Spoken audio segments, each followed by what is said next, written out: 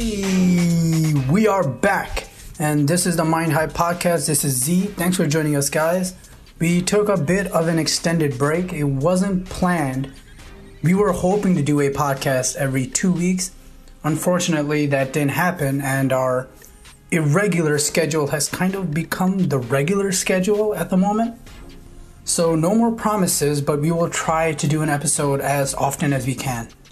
Today, me, Ali, and Hasban are going to talk about things that you all want to hear about, like video games, current events and politics, and psychedelic drugs.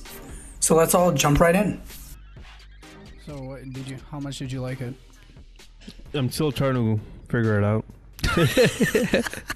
It was so good. I'm not sure how much I like it. Yeah, I don't know how to rank it. Yeah. As soon as you put it in your top 10, you gotta knock something else down. Yeah. It's weird. Well, then in comparison to like Horizon. When I was playing that game, Yeah. I was thinking more about Horizon. Yeah. I miss playing Horizon. Yeah. I guess like the boss fights and the boss fights, the cinematics, they were like top notch. Probably the best game industry ever has put out. Yeah, agreed. It was the boss fights were just insane, like the unthinkable. I mean, you haven't. I know because you didn't go that far. Mm-hmm. There's some things that happen that just makes no sense. Like, how is this even possible? Yeah. And it's running on a PlayStation 4, which came out in 2014. Such an outdated system. Not outdated, but yeah, compared to PC standards, it's pretty damn outdated. And that was able to push out all that. And on a PC, probably another level, you know? Yeah.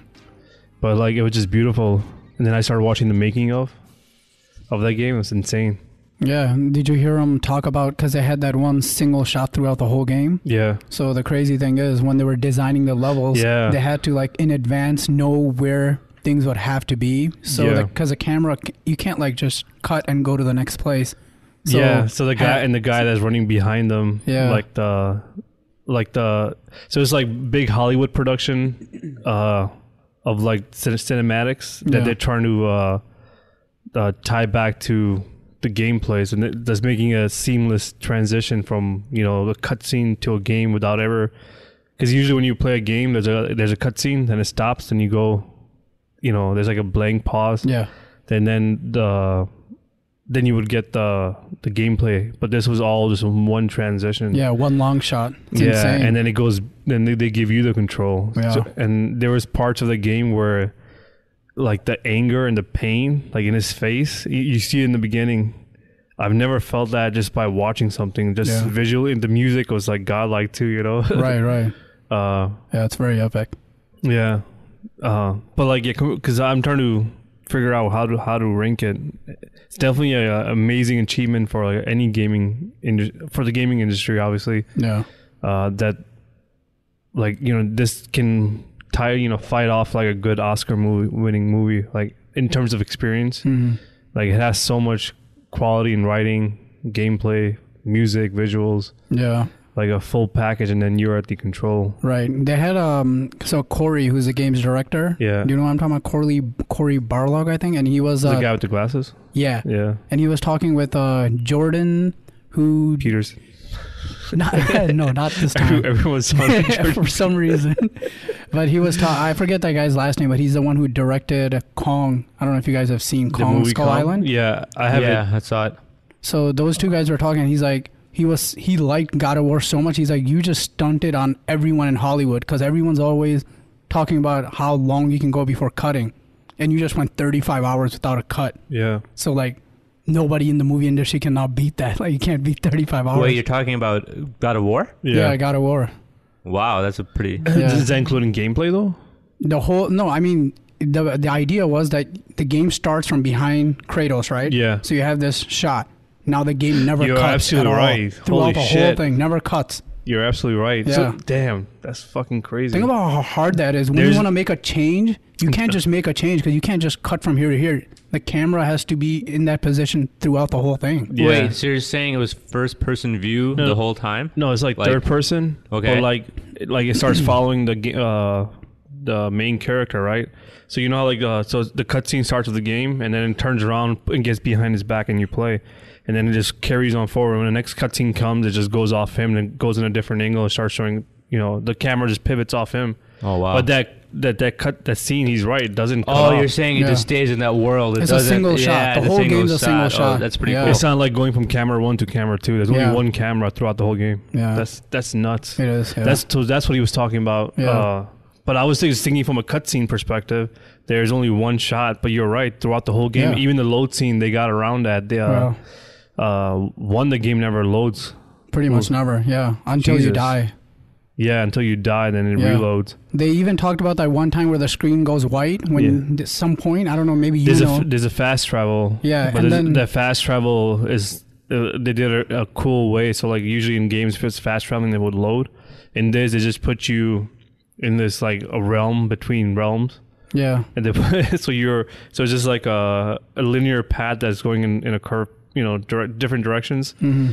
And then when your door comes, so there's multiple doors, you're just walking past until you see your door light up, and then you go into it, and then you walk in. And apparently the fast travel is actually fast travel. Even then they don't cut. They just fast forward in time and get you where you need to go. Yeah, but what I'm saying, there is no cut. Like he opens the door, walks in, the camera follows, and then then your character just runs around that linear path while you can keep running for like 10 minutes. Let's say if it took 10 minutes to load. Yeah, it just never ending thing until your door comes up and you walk and you step in it. Yeah, it's incredible stuff. Single shot, holy crap! I didn't even think about that. Yeah, and they asked him like, "How did you do this? Like, weren't there days when people were like, this is not going to work?" And he's like, "Yeah, pretty much every day, over the course of 5 years, every day this was like a struggle." The game took 5 years to make, something like that. Yeah. Yeah. How long does it take to make a Hollywood movie? They can probably not 5 years. Probably a year. No, like a good movie, probably 2-3 years. You think so? Because but now they got into a point where I think they can do like a good Marvel movie is probably 2 years. I think at most, probably right. The filming is probably less than a year, and then it's just the CGI and because the rendering takes forever. Right. So I would imagine that's probably the longest part. So God of War was in production for 5 years. We're not even talking about pre-production concept, just production 5 years. Yeah, that's nuts. And like the hardest part was that the people that are doing the visuals, the cutscenes, and the gameplay, everybody had to be on the same page where everything needs to be. Yeah. Because as soon as they're, what is that? It's most Hollywood movies take about 45 to 60 days of production, and then post production can be 6 months to a year.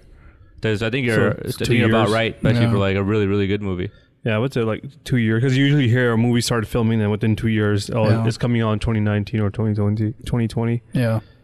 But the ones that have the most CGI are the ones that would probably take the longest.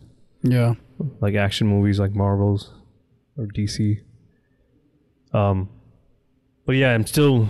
So like the only problem... Well, it's not an only problem, but like...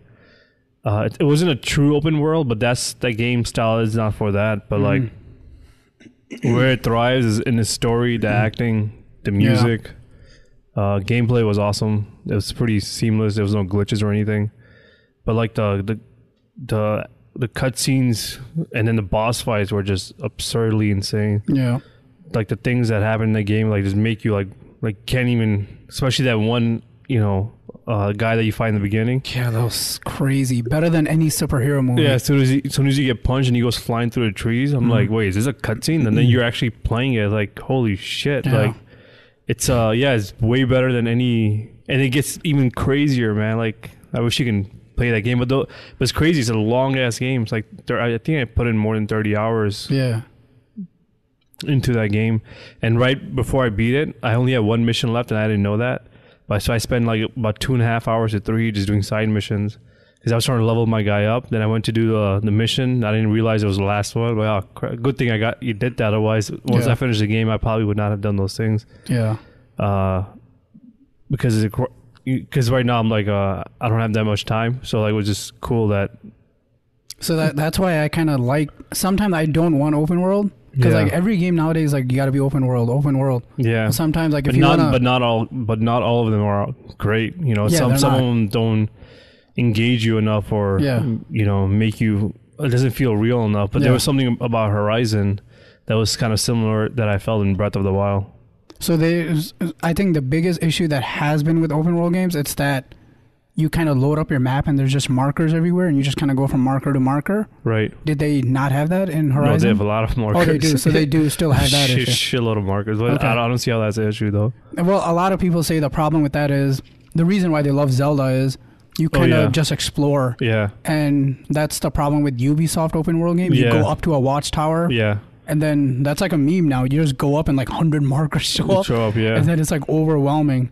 Yeah, this game had a lot of markers. Yeah. But markers in terms of, because it's a lot of hunting in that game. So what type of animals are in different parts of the region of the world. Right. But it's not like, it's not Ubisoft markers, but I guess it is. They were trying to do something different, actually, that they couldn't accomplish in God of War. Do you want to read it, Z? I probably can because his computer's in the way. So they weren't just trying to make a game that had to be one shot. They were trying to make a game without any cinematics. But they did. Oh, I see. But they tried to make it without any. Yeah. But they couldn't do it. Oh, that's difficult. Yeah. There's only very few games that have done it. One that comes to mind is Half-Life was very popular for that. Uh-huh. Where there was no cutscene. There's no cutscenes. Yeah. There is a cutscene, but you're still moving around. Yeah. In those cutscenes, you can move the camera, which is weird. Yeah. Can you do that in God of War? No, it's playable. So like when the cutscene's happening, you're engaged, you're fighting. So you're limited into the movement, but you are. Oh, you are moving. Just like you're throwing punches and stuff. I kind of find that weird. It's really cool to have cutscenes, but it's also weird because you're like, you get out of the game a little bit, you know? God of War done it probably the best way I've ever seen done. It's so like mind-blowing that when it's happening, you're like, holy fuck, I have control. So you don't like feel it? It's so seamless. It goes like 10 seconds in and then you're out. Then it just like... Wow. It's like you're fighting a character and the camera just goes for a second, starts going around both of you, then it goes behind you, then you start to take control again. Yeah. But it's like it's absurd. Like the imagination of the creativity, which is mind blowing. You know, it's just I had a big smile on my face. Like, can't believe this is a fucking game. Yeah. Yet alone, I'm gonna have to try it. Any art form.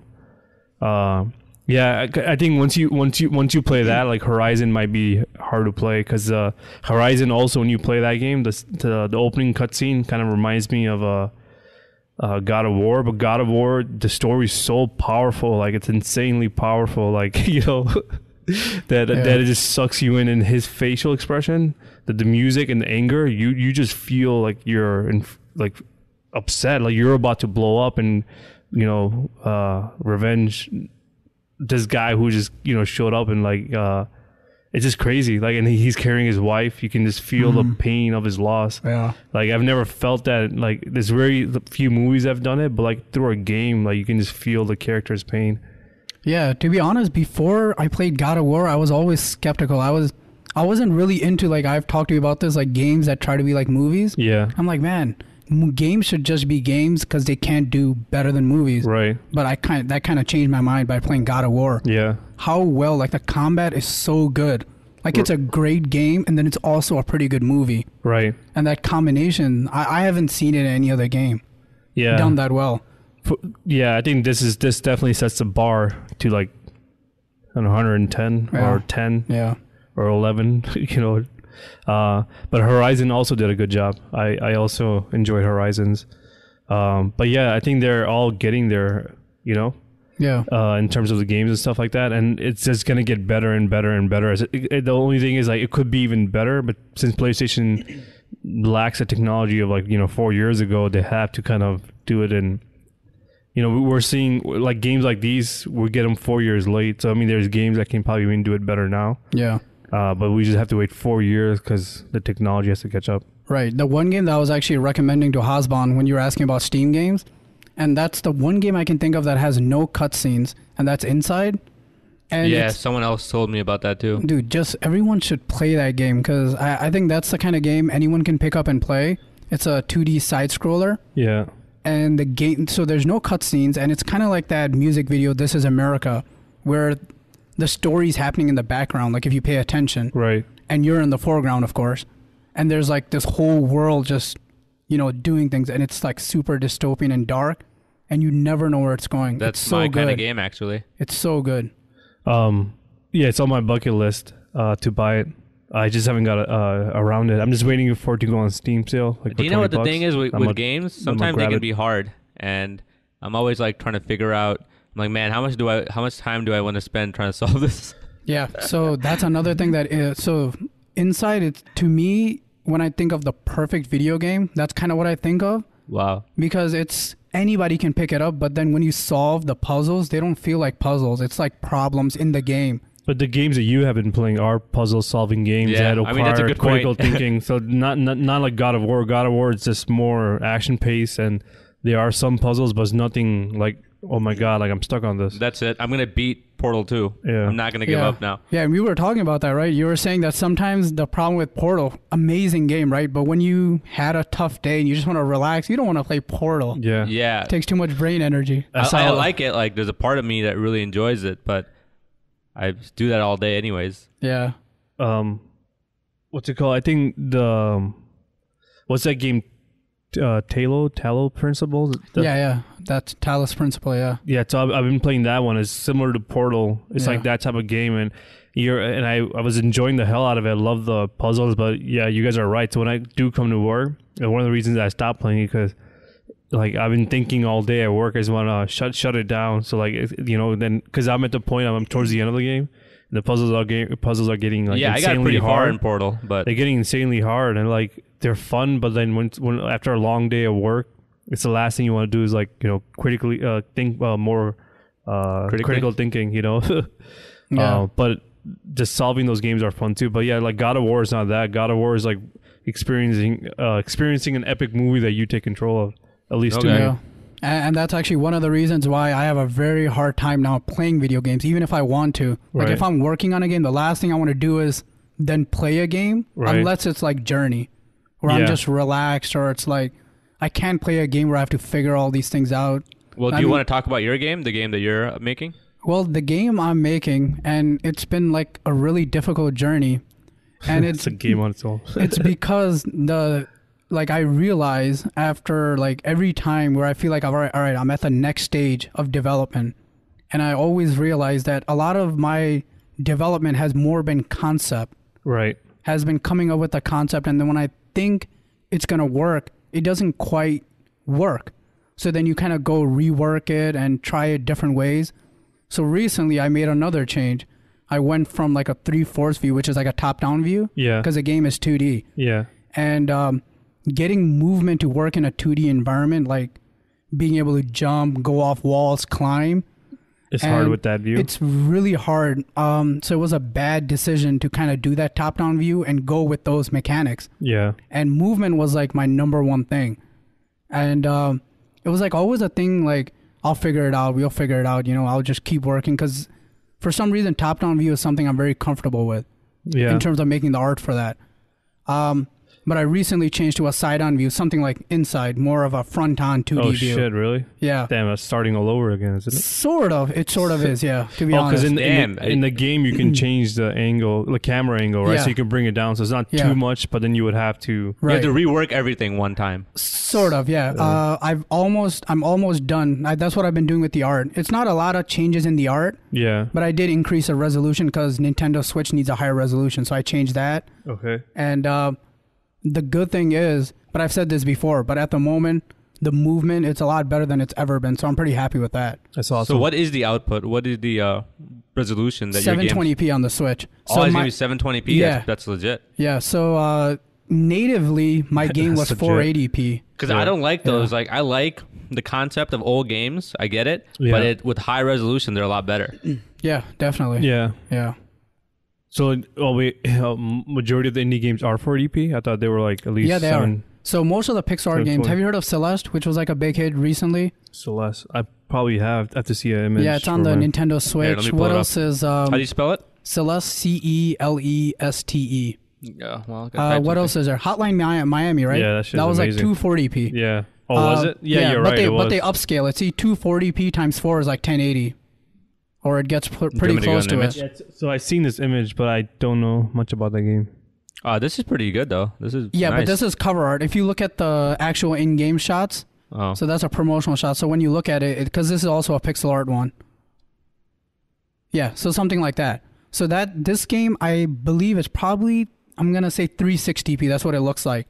So when you make a game in that resolution, to make it 720p, you just you upscale the art, and it becomes 720, because 360 times 2 is 720. So is your game going to be like this now? No, it's way higher resolution than that. I mean, like just 2D going left and right? Yeah, it's left and right, yeah. So I angle the camera slightly up so you still see the ground. Yeah. But you're only moving left and right now. I took out like all the 8 directions. Okay. Yeah. It's a lot easier to handle. Yeah. Way easier. Yeah. I think I should have done that before. Everything looks easy at first, and then it's like, all right, I'll just go little by little, but the problems just build up. But does it change some of the puzzles or anything like that you had to redo? There's 1 or 2 things that change. Okay. But most of the things have been improved. Okay. Like I really like sliding, like how in Journey there was sliding on the sand dunes. So I just love that. Right. So I had a lot of sliding stuff, which works a lot better on a 2D plane for me. That's awesome. And then a bunch of the jumping stuff. Is your game one shot? One shot what? Is your game one shot? Actually, it is. Yeah, I know. Yeah, that was the one of the things. This was even before God of War. I know now it sounds like... Wait, you're doing it too? Yeah, I mean, for me, it's not that difficult, to be honest. Yeah. Because, it's just a front. Inside is also one shot. Yeah. But with a game like that, it's not difficult. Yeah. Because it's a 2D screen. In a 3D game, it's I can't even imagine so how many hard things, it is. Yeah. So many things have to be right. And then if you have I don't know how many people worked on the game, at least 1,000. Probably. 1,000 people working on it. Everyone has to know where each exact pixel is, where each character's got to be. It's insane. So how many people do you think worked on this game? This is, I think, a 4-man team. One main guy, they probably have because usually most indie games is like one artist, one programmer, and one guy who does like writing. Okay. So they always stay small like that. Yeah. Enough of God of War, but it's cool to I mean, people that are just started listening to us or haven't, but you took a short break from the podcast to go work on the game. Yeah, and you're reworking it all. Yeah, why don't you say the name, because it's already out there. Yeah, Oceans. Yeah. Though I'm actually playing around with 2 names now. Ever since I went 2D, I'm like, maybe I should call it the Holy Mountain, because the whole game takes place on a mountain. So it's and I think you have a Twitter, right? If people wanted to check out what you currently have, you've been posting a lot of GIFs and pictures. Yeah, it stopped about it feels the feedback is good, so it's good to like hear. I haven't posted anything in a month ever since I made that change. Right? Yeah. But I mean, the stuff that you have, what's your Twitter handle? So if they wanted to, Samurai Zane.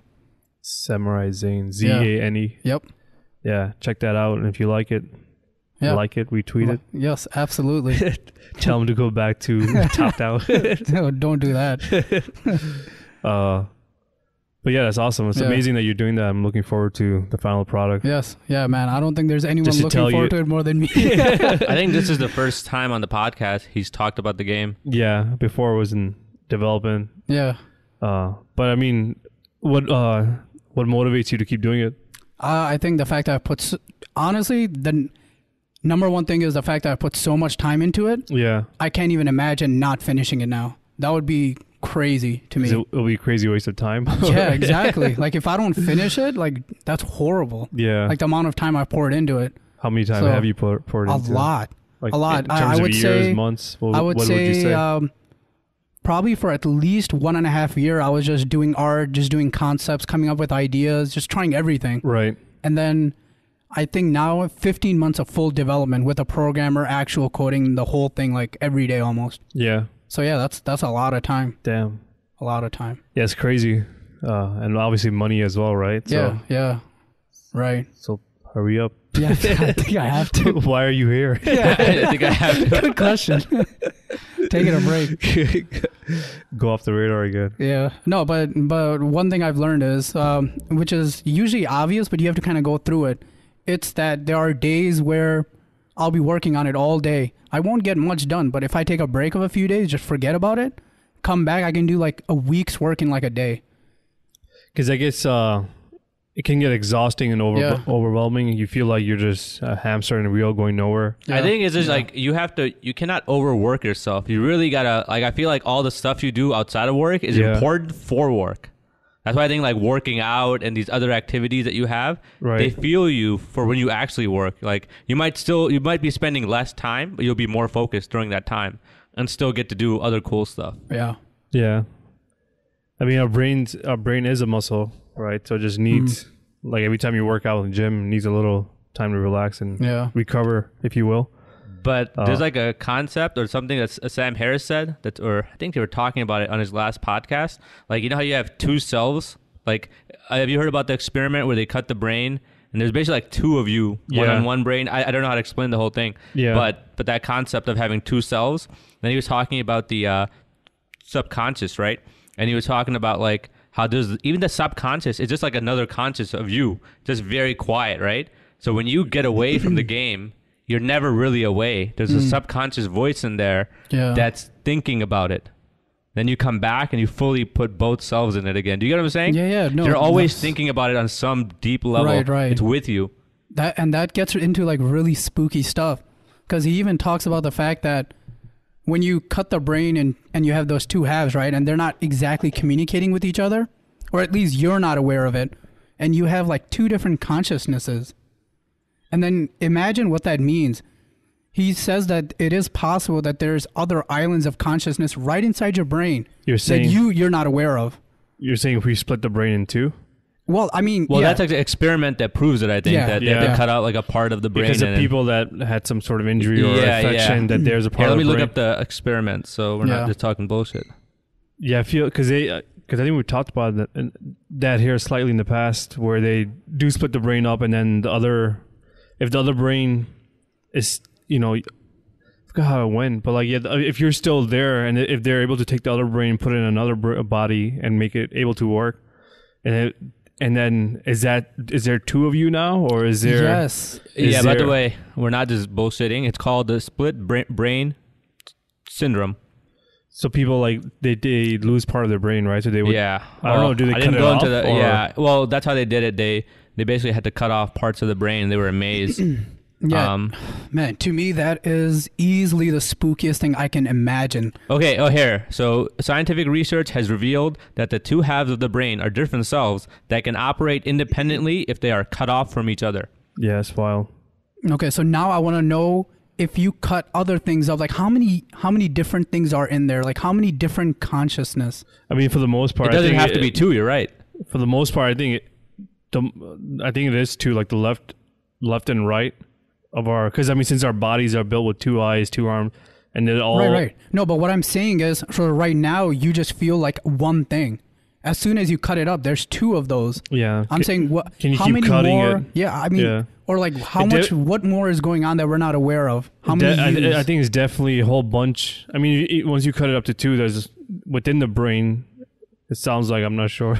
Yeah. But it like, because we haven't located where the consciousness is, so it's the whole brain that gives rise to it, rather than where consciousness specifically is housed in what part of the brain. So then what I don't understand is, because I thought that the idea of information processing is you bring all these components together and then it gives rise to consciousness. Right. But if you split the brain in half and you still have two different versions, they both are conscious but independent. Is that what it's saying?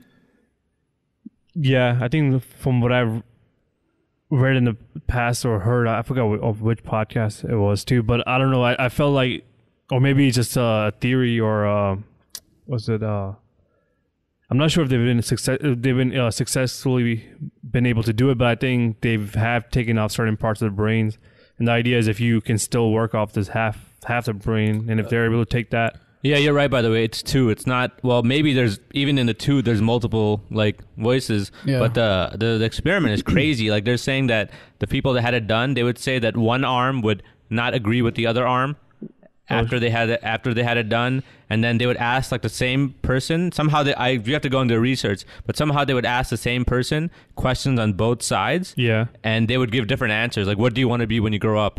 One wants to be a race car driver. One wants to be a doctor. But I'm kind of confused. Like, so like, did they take the other brain out and put it in someone else? Yeah, that's the part where I was trying to read real quick while also because I don't think that's possible because there's so much. Look here. To investigate, head of. Because you would have to reconnect all the nerves and stuff like that. Here, I'm trying to highlight this part. I can't read it. You might. Well, yeah, I might just have to read the paragraph. One child named Paul S. had a functional language center in each half of his brain due to trauma in his left hemisphere. When researchers posted the question, "What do you want to be when you grow up?" to each side of his brain, each hemisphere had a different answer. The right brain wanted to be an automobile racer, and the left wanted to be a draftsman. I don't know what a draftsman is, by the way. That's bizarre. Well, I'm trying to understand how. Which one is you? Yeah. Is there a you? No, you's an illusion, I guess. Oh, a drafter, like somebody that makes drawings. So. Yeah. Interesting. What a specific thing to say. Draftsman. A shoe salesman. Yeah, it's weird, man. So like. So then, hold on. So then right now we still have this idea of, because you've heard it too, right? This whole idea of that consciousness can be thought of as like a information processing system where you start processing so much information, then eventually you get consciousness. Right. But doesn't that disprove it then? No, it still does because the way our brain is developed, from my understanding, it could be completely wrong. I'm an idiot. But like, I mean, the left side of the brain controls the right hand side of your body, and then the right controls the left. And then you need that, because I mean, our hands, two hands have to be, like when we grab things or you catch a ball, everything has to be in sync. You know, you're trying to get visuals that are coming in, processing that data. So just the way from our, I don't know, Hasban can probably look it up, but there. Yeah, you're right about that left and right. I'm just confirming, but. But the brain is trying to do things efficiently to survive, right? So I to your point, in the past, it could have just been things that this brain, the sponge-looking thing that developed as like a computer to help us move around in our environment and survive.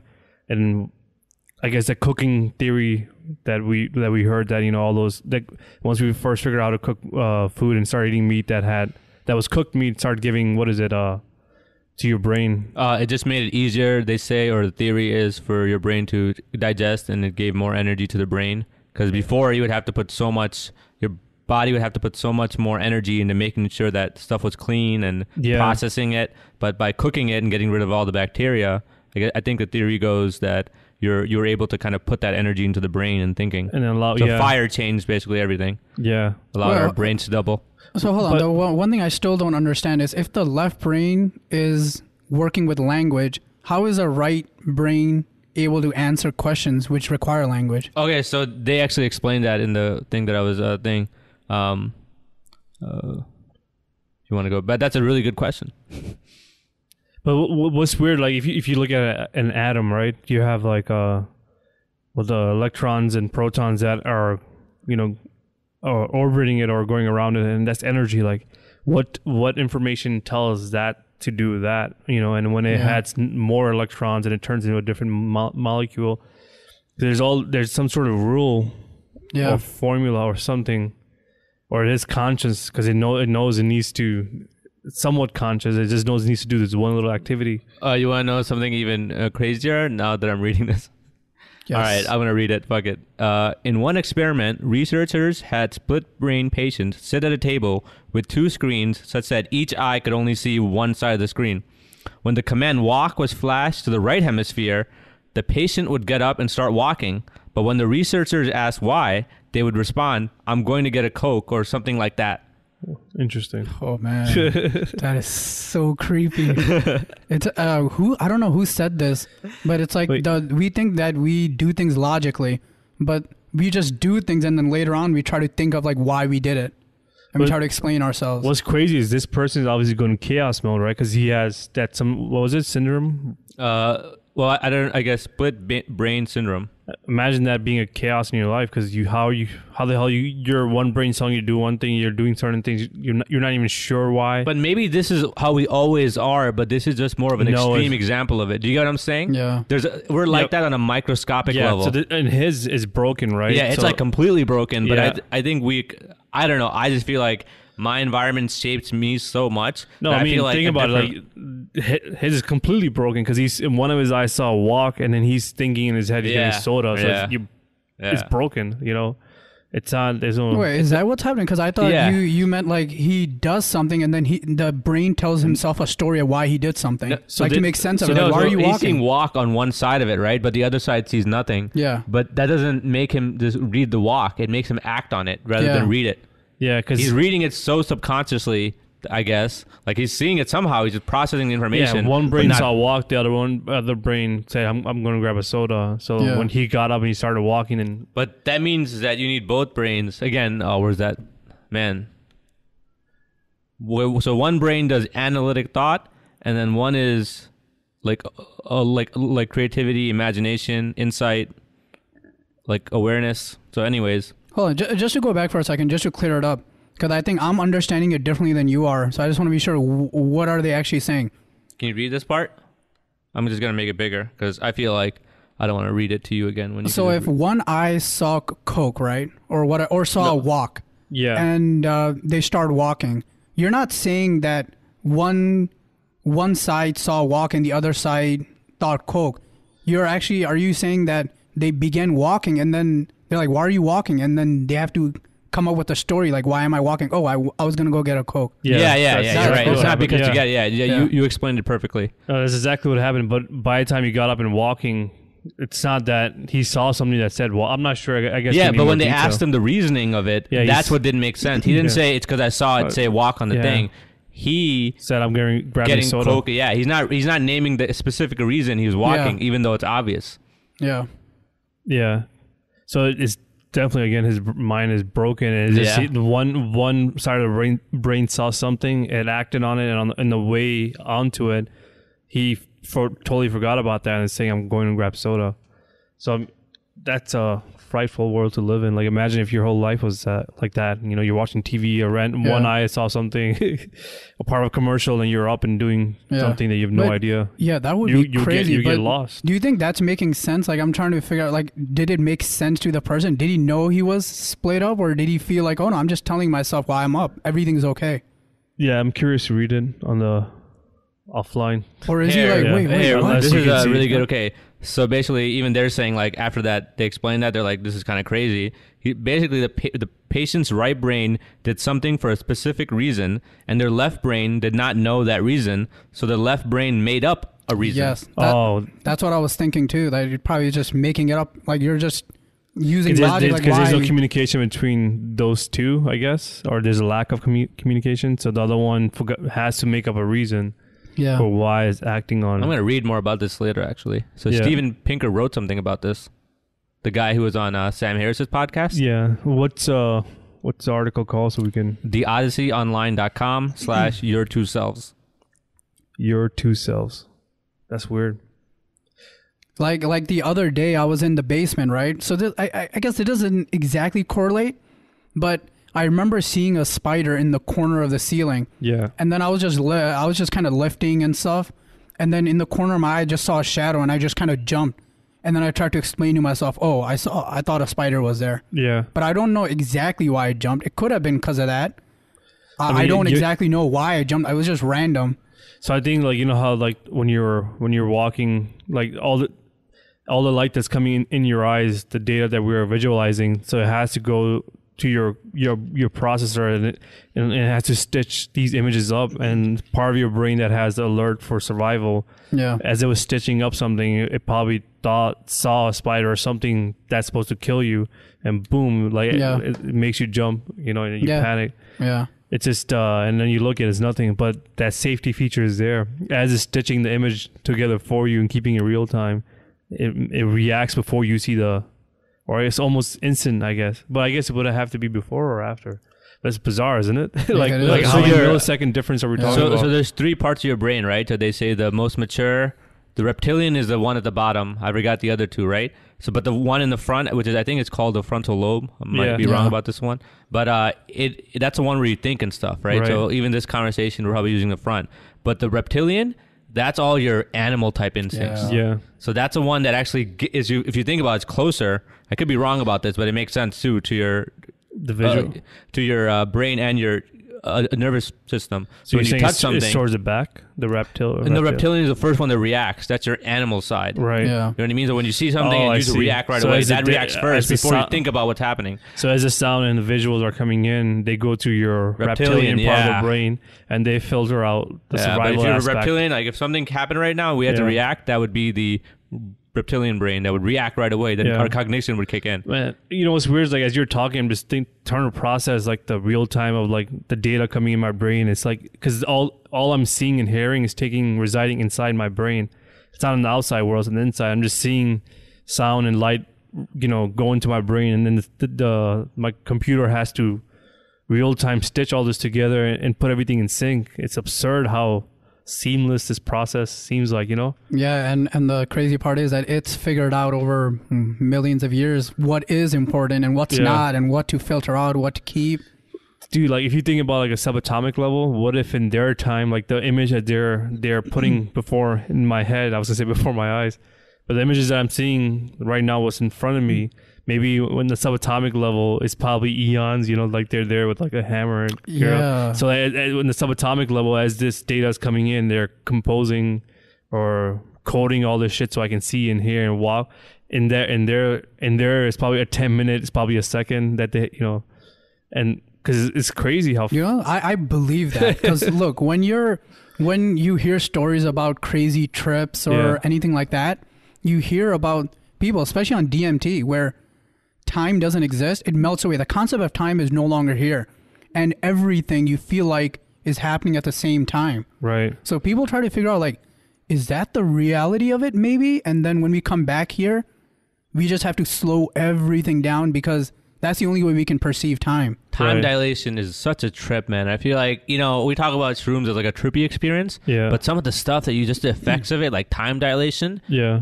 Being stuck and like seeing time for what it is, like a concept in your head in some ways, is so trippy. It's like when you can see it, it's weird. When you're seeing time. I guess it's a perfect segue to a psychedelic talk. Yeah. It's just funny how it naturally just goes there. Always, yeah. I mean, because right before the podcast started, I was telling you I kind of wanted to talk about my recent trip. Yeah. Because it's so like mind bending and like I don't know, refreshing, beautiful. Yeah.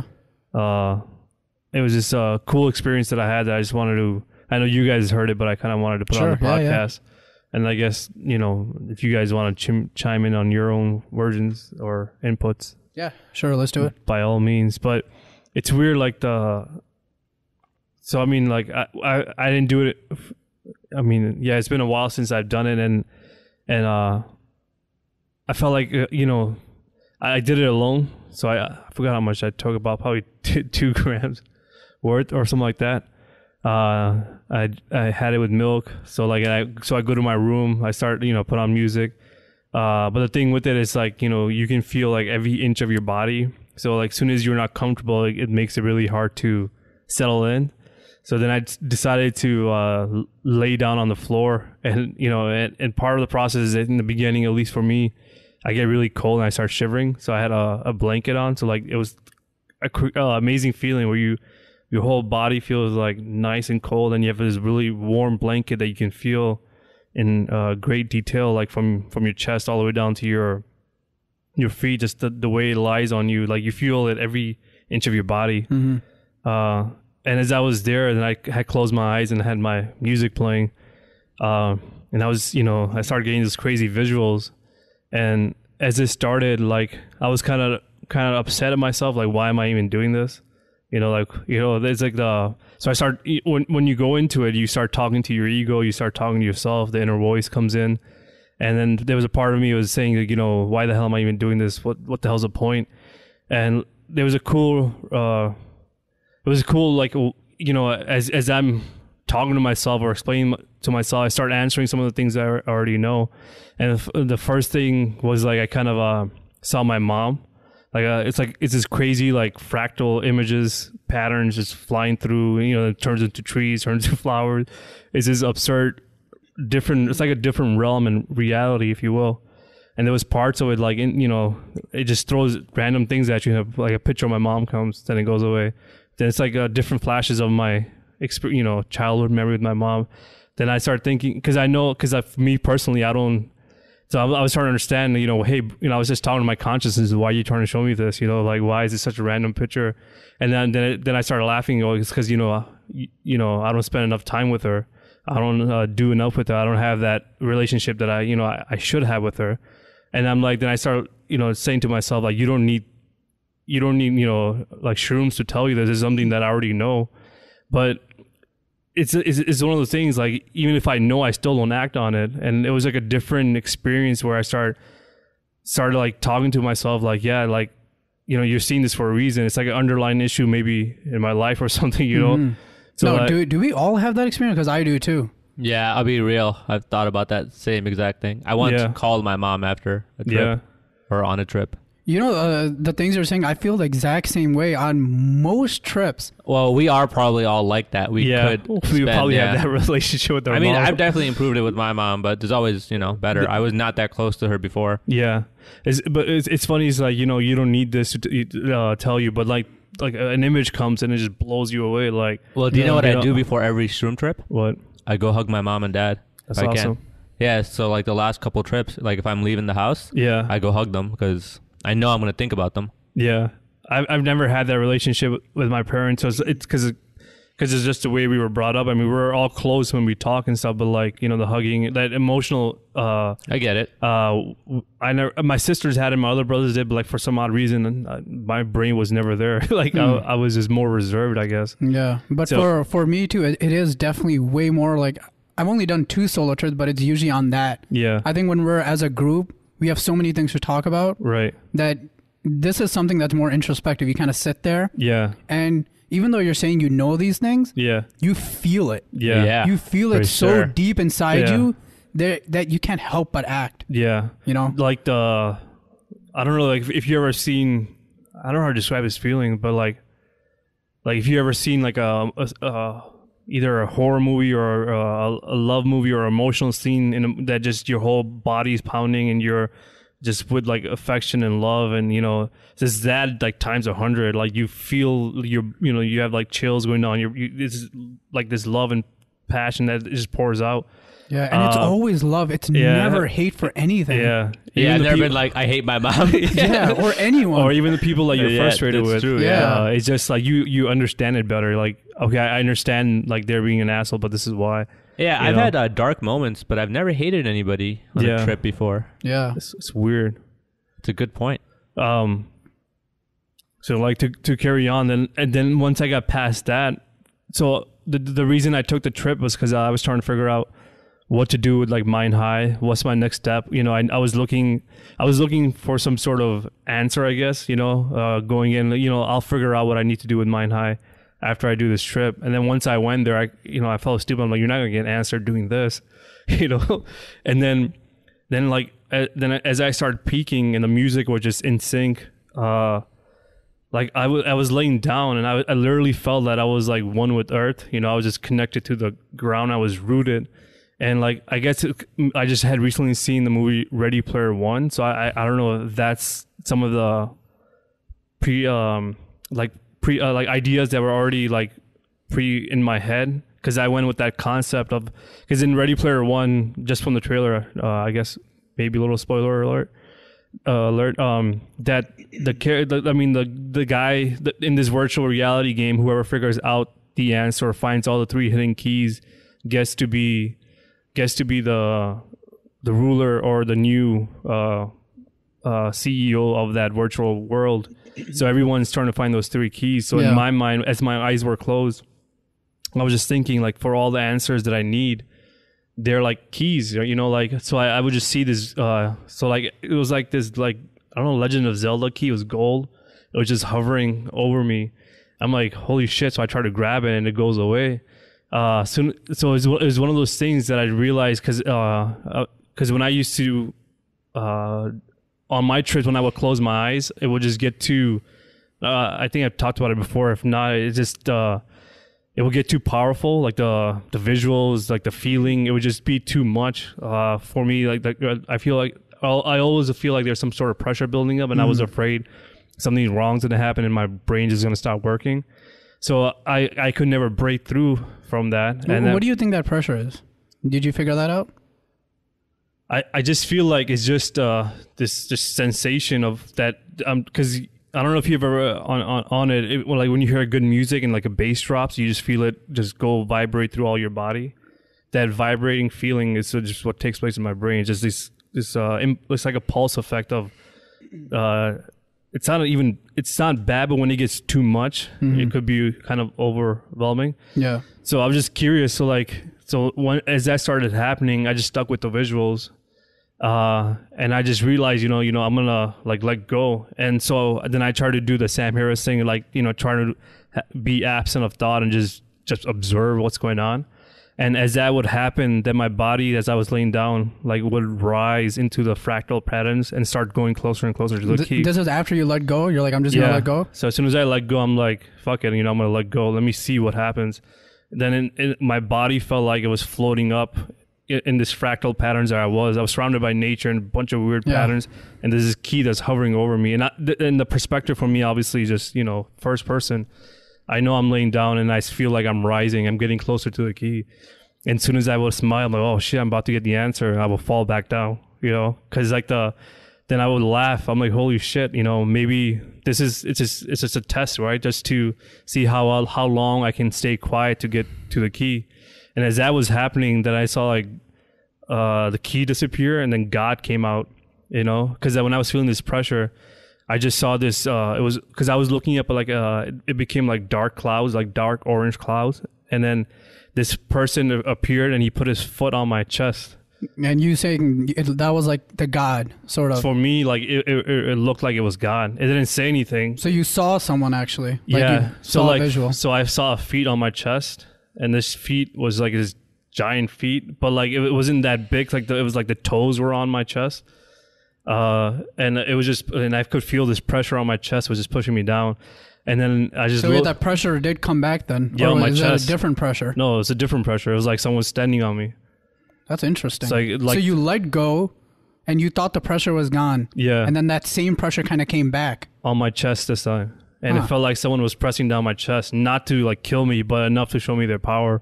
So when I looked up, like you can just see this giant feet there, and it goes really high up, and it gets really dark in the middle, and then all you see is like all the way in the sky, you see a head looking down with like red eyes looking down at me. It's like a silhouette of the body, and there's like all these crazy orange dark clouds, just with thunder and shit like around it, and just looking down at me and slowly like increasing the pressure on my chest. Then I started laughing. I'm like, holy shit, like, what is that? Is that God? Like, Wait, did you recognize him? Like, have you seen him before? No, it's the first time. So as soon as I saw him, like, this is God, he's showing me his power, but not the biblical God or the God of the universe. It's a God of my consciousness, So but he has like a face and everything. The face was all silhouette. So all I could see is like orange eyes. Orange eyes. Yeah, it was a silhouette, and then it wasn't talking to me. Just had his foot on my chest. So I was like, I was trying to. Then I started looking at him. I started staring at his eyes. Then I'm like, the only difference between me and you is information. Since you have all this information, you're up there, and that information being my, there's a higher state of consciousness. Like the more information you have, the more you are awoken and you rise up. And if you have all the information in the universe, how we talked about it before, you become God. Mm-hmm. So if I can have every information of how my brain works, I can hack it to manipulate it to my needs.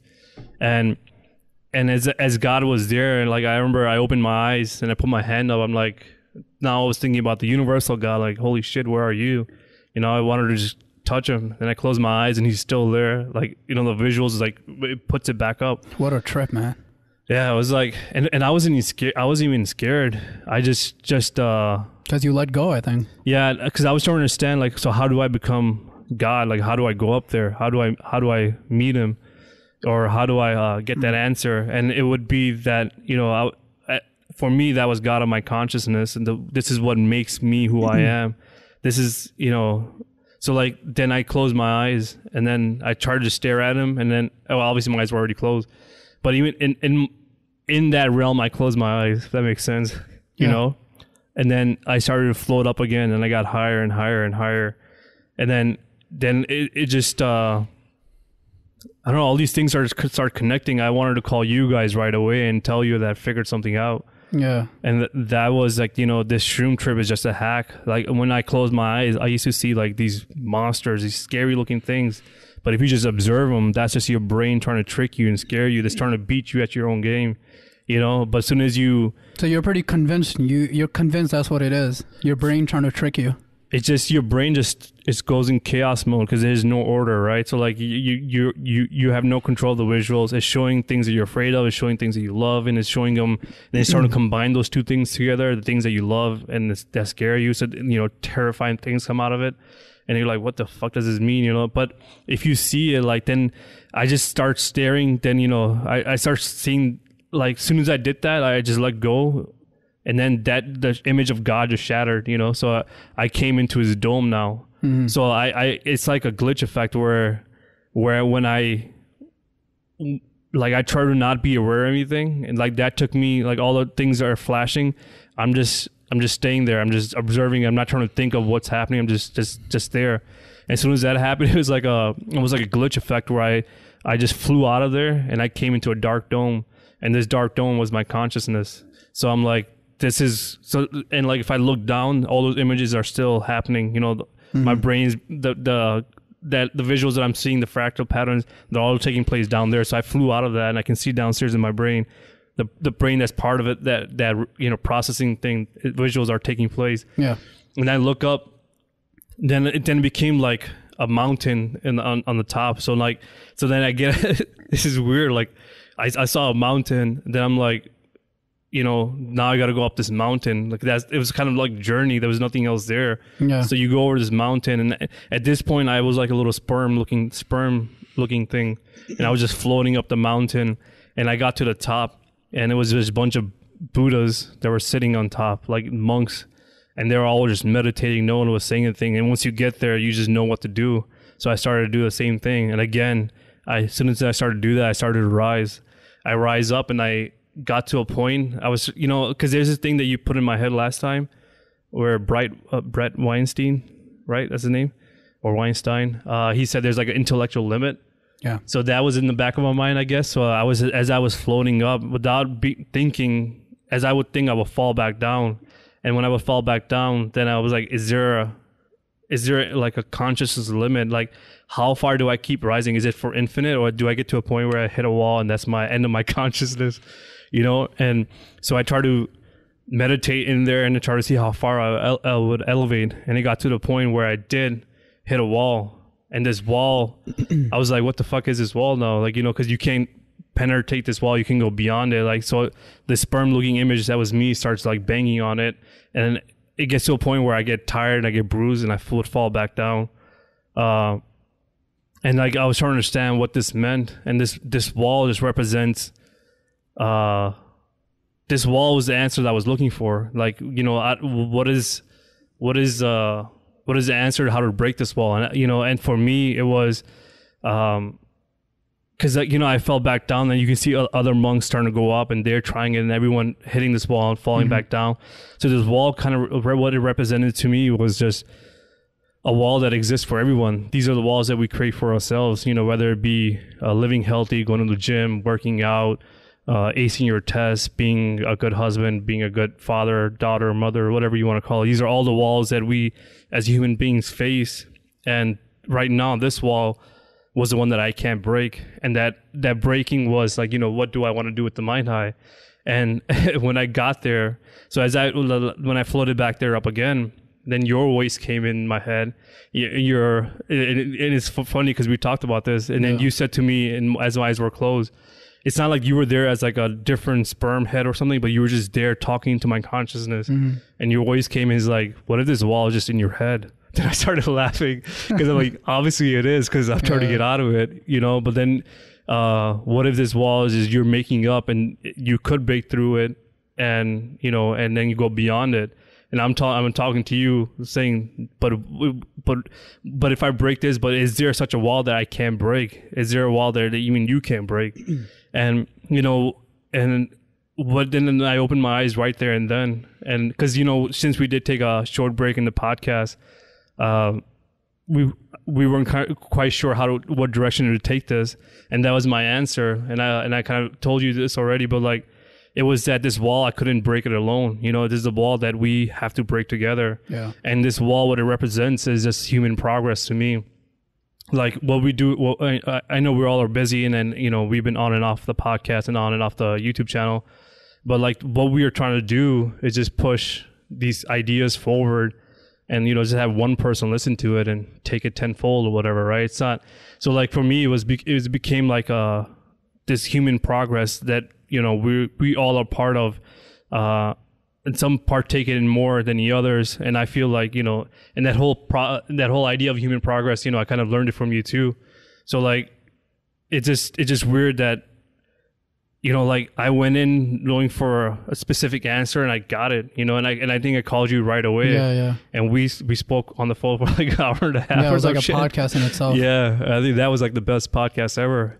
But like the idea being that, you know, how can like this thing that we're doing right here and just talking, throwing out ideas, it's unique, it's different, and and hopefully we can get the ideal utopia would be if everyone in the world was thinking like this, you know, wanting better for one another, finding ways to better do things, understand that a lot of like the stuff that we do is cultural. It's all like bullshit that, you know, society had to go through, but some of the baggage that we're carrying from preventing us from, you know, going even forward and further and taking this curiosity forward. Because I mean, it's just weird that we're here, you know. And do you remember what conclusion we came to? Because you were still kind of tripping. I remember. Yeah. Do you remember what the conclusion was about the walls? Are you questioning me? Yeah, I'm questioning because we kind of came to a conclusion. Right. Because you were saying that basically there's a wall in front of you, and you said that it might be in your head, right? Yeah. So you might be able to break that. Right. And then you started questioning, is there a wall you can't break? Right. And I think we were talking about the fact that maybe we shouldn't even look that far ahead. Right. Maybe we should just be looking at the wall in front of us. Right. And maybe we can I get like that. Yeah. Yeah, maybe you can get lost looking too far ahead. Right. Yeah. Yeah, I do remember that because I do remember that conversation now. And the visual that I had was, if you do break through this wall, you get into a realm that you are not allowed to exist, you know? Yeah. So you will lose yourself, or you don't, you go forward. Like the answer is just, cause like, you know, I feel like one answer you don't know for sure, but one answer you do know for sure, that if you focus on what's today, you'll have better control of whatever's next. Yeah. Sure. And it was just, it's crazy, man. Like I got all that through just this thing that I took, and I got this insane visual. It was like, it was so like surreal and so real. It's like, people that have never done it, it's so hard to explain, but everything I was describing, I was seeing, you know, and it feels like it's completely different realm. That's the big word. I feel every time on a trip, it's feel. Yeah. Dimensions, realms, those kind of words become relevant again. Yeah. What's that? The words like a dimension, realm, they become, you know, like I wouldn't talk about like that kind of stuff on like a normal day. Yeah. But when you're on a trip, you're like, oh, I understand what you mean by dimension or realm. Yeah, because it's such a unique experience. It's not something that we have experienced in this realm, this world. It's just you close your eyes, because like, I mean, it's our eyes, our brain recreates everything that's in front of us. What I find fascinating, dude, is that like what you just said, is shrooms as a problem-solving tool. Yeah. So let's say like all these people believed us, like all these high-performing people, you know? Yeah. I feel like it's a tool for them to use to their own benefits, to, you know, whether you're like just doing your own personal stuff or running $1 billion company, it's a tool that can help you advance if used correctly, obviously. Right. It's kind of interesting. Like, if people find that out, do you think they start doing it? If people believe that, like, if that was something, that was a dogma of, you know, our culture, if it catches on. Yeah, I think, but one, it is a crazy experience, right? You are hallucinating.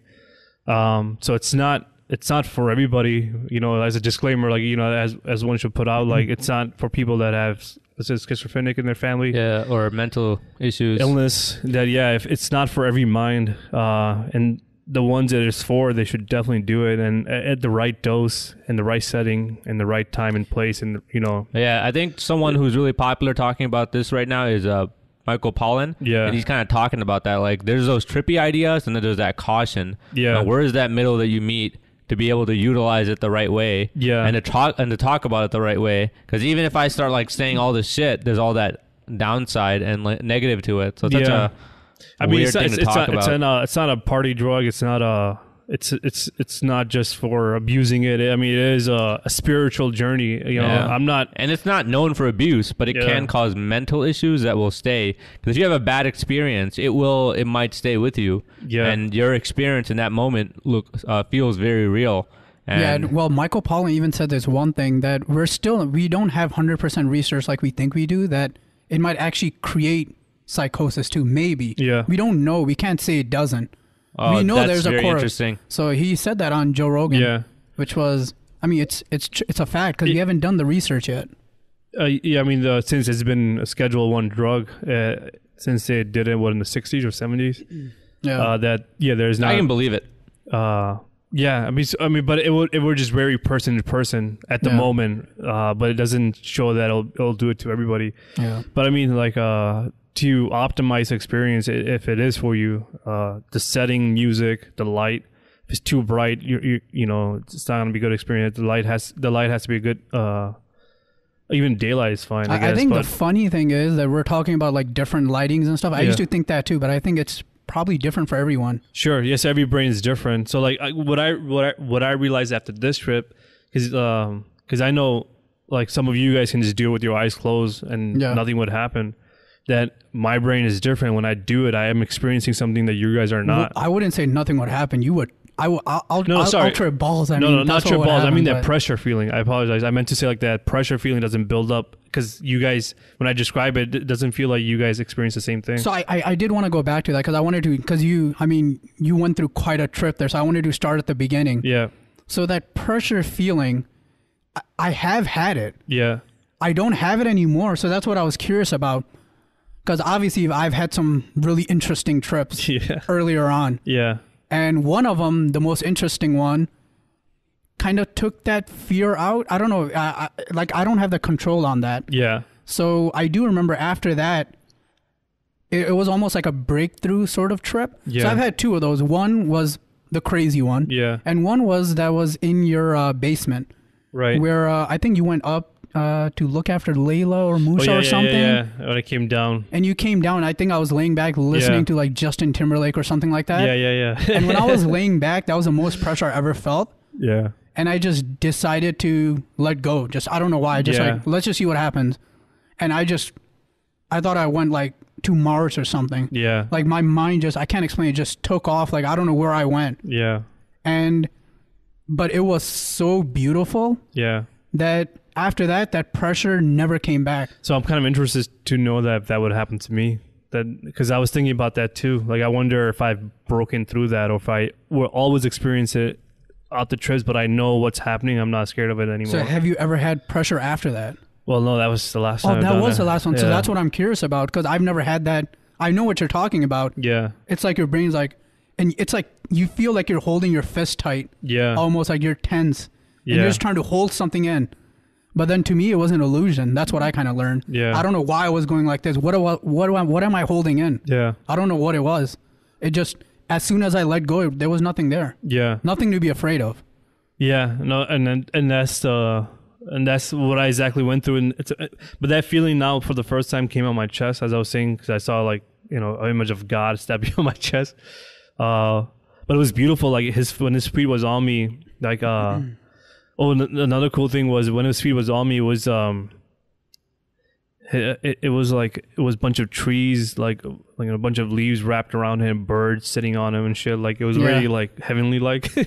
Yeah. And as he was as the pressure was on me, I kind of felt like he was showing me his power. That he's just holding a steak. It was kind of almost like holding a steak of meat in front of a dog and just swinging it left and right, letting him know that he can never get it. Something that he'll never reach.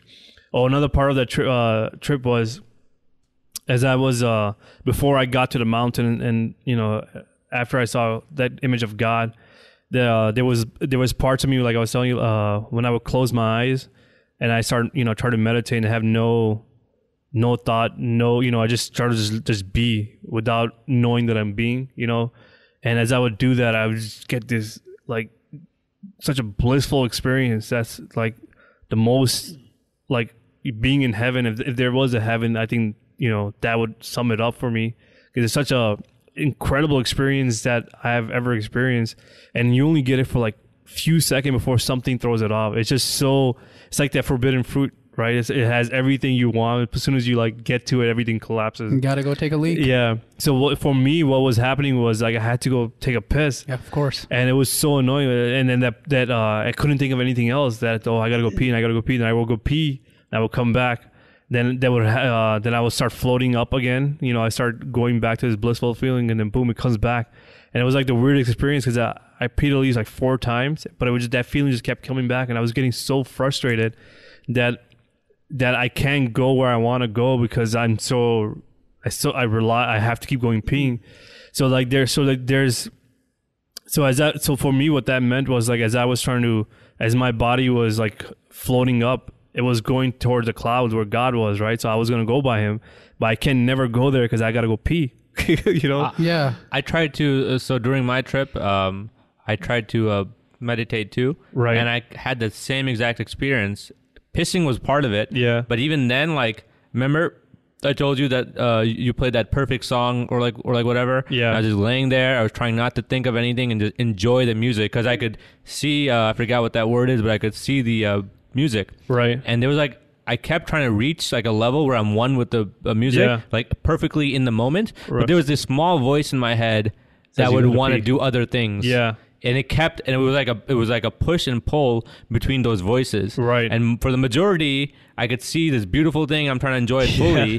But then there's the other side of my brain that says, do something else. Yeah, this is clutter. Or this is not, you know how like they talk about FOMO, fear of missing out? Right. Yeah. Like we're hanging out right now, but we might not be able to hang out and do something else, you know? Right. And we think about that more than what we're doing.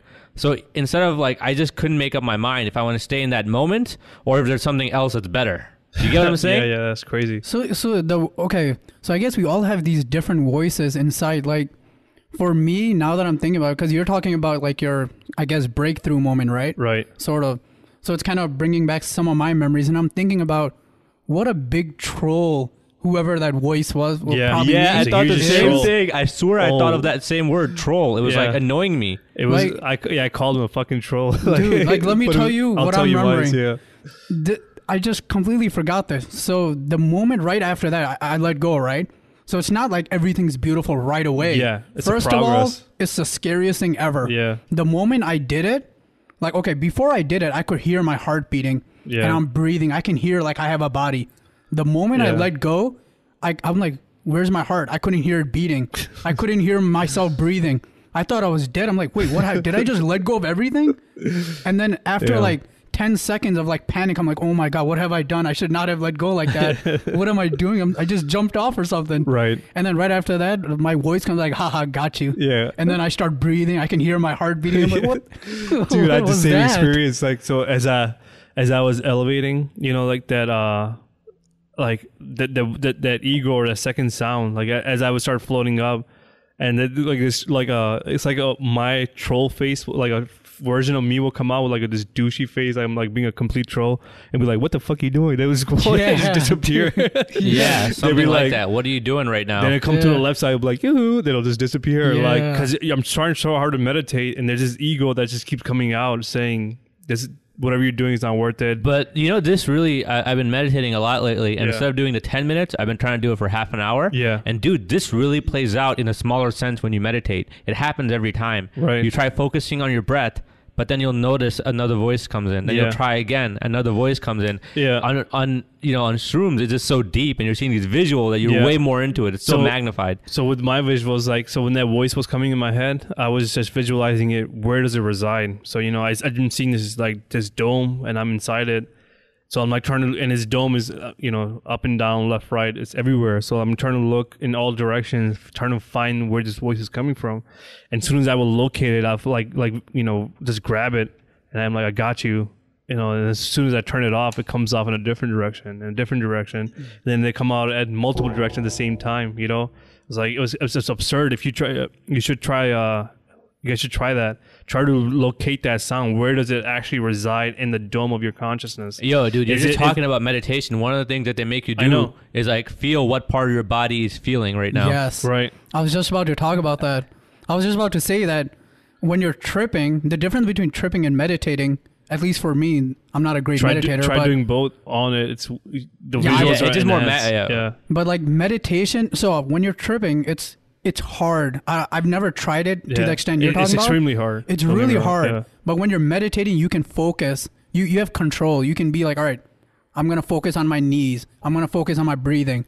I'm going to focus on the sound of my voice, which you probably shouldn't do, but different things like that. Wait, you talk? But at least in your... like with the voice in your head. Oh, okay. Let me focus I never thought about that. In my mind, yeah. Oh, that's another dimension. And it gets really weird. And then you're like, you almost you start tripping kind of. Dude, I think meditation is I was just telling someone this who doesn't do shrooms. Yeah. I was like, dude, I probably wouldn't have started meditating unless I did shrooms, because it showed me what the potential of that is. Right. You know what I mean? If you get the right state of mind, you can achieve dude, I feel like I'm so much more state productive after I meditate.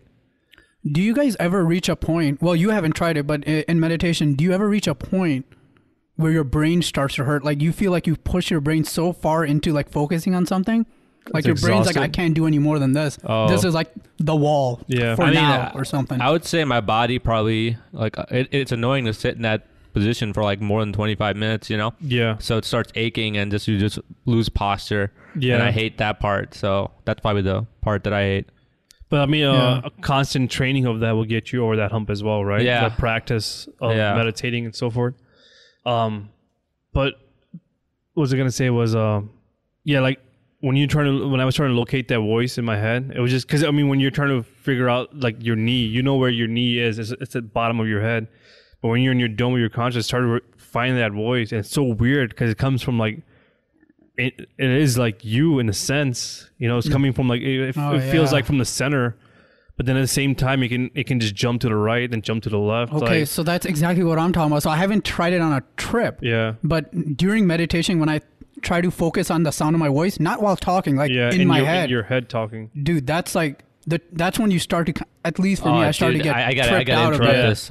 So the Sam Harris guided meditation, the one I posted, it starts with that exact concept. I tried that, but when I went to my sister's house in Peoria, I just went in a hammock and I played that 30-minute version. Yeah, did you see what he says though? He said it feels like it's in the back of your head, but then the whole point of that is it's not. It's just everything. It's everything. Yeah, it's that the whole point of that meditation is to set the stage for that exact question that you guys talking about. It kind of feels like no matter where you grab it or wherever you find it, it's the whole dome. In a sense. The way he frames it is everything is consciousness. So if you close your eyes right now, that thought is coming into consciousness. Right. That's everything. You look at that poster right there, that's also that sight consciousness. So everything is always consciousness.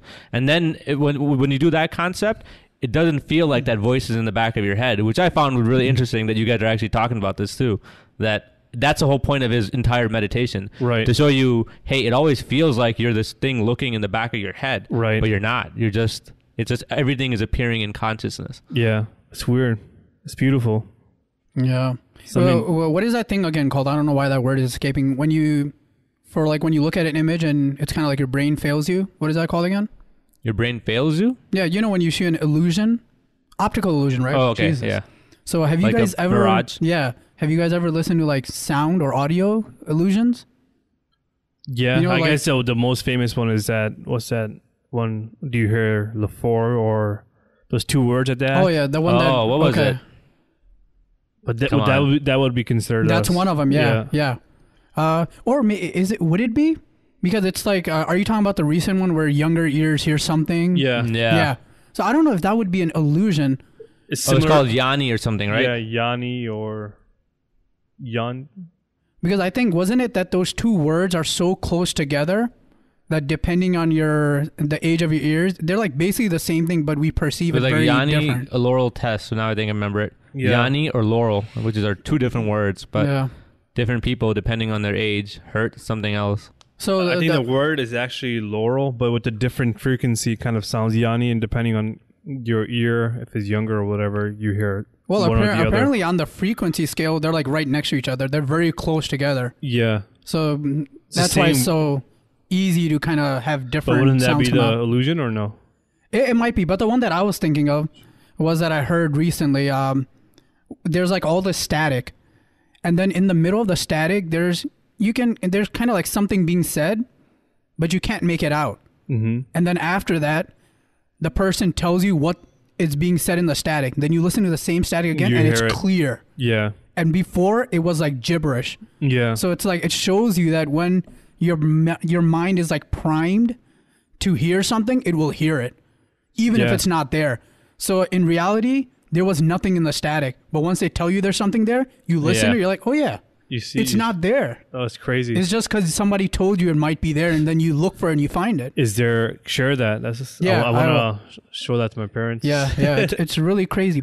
Okay, so there's a channel, Bright Inside. I think that might be the one, Bright Inside. I'll find the name of the video. One of the, just speaking of, so you're basically saying you could actually program your brain to like anticipate something? Yeah, right. Check this out. You know how they have the placebo effect? So meaning like you just get a pill and you think it's supposed to help you, so it helps you and it works a certain percentage of the time. There's also this new thing, they had a new study, and again, I got told by a scientist, so I haven't looked up the study, but they could actually you could decide with the doctor that this is supposed to like help your arm, right? And you and the doctor both know it's a placebo and you take it and it still works. Yeah. Yeah. You could design your placebo. There's a lot of crazy stuff that happens with just belief. If you believe something, your body just reacts to it. There's a big market for that, right? We should become a placebo doctor where people pay us to just tell them, but you just need a degree, and it works. Yeah, this is true, by the way. There's a study that says placebo effect works even when you know you've been given one. It's insane, man. It's wild. It's absurd. Yeah. I was listening to this, I'm sure you've heard it. I think this is from The Daily, where they talk about, I think in Iraq, it's like this whole story. They go like into personal stories of people in Iraq and where ISIS has taken over. The Caliphate one, right? Caliphate one. Yeah, that might be one of them. So it's like multiple episodes. There's like 12 or something. Right now, I think there's 9. So if anyone has Spotify or they don't, there's a podcast called by the New York Times called The Caliphate. Yeah. And there's, I think I've heard 7 episodes and it's freaking good. I think there's 9 parts, right? Because you were saying that 9th one was the last one? No, I'm not sure. I think it's an ongoing series. I'm not sure if they have like an end to it because the war is ongoing. Yeah. Or so forth, but it's just they're reporting on it. It's so good. It is incredible, man. Like, what episode? How many did you listen so far? No, so I haven't ever heard it. Today was the first time Shaz just had it on, so it might have been like some late episode. No, if he was hearing it today, then it's a new one that came out on Saturday. So what they do is on the Daily's podcast, if you listen to it, they release that version on Saturdays. But it's 10 episodes total, by the way. Or it's gonna be. It's gonna be okay. So they're on the 9th one, I guess.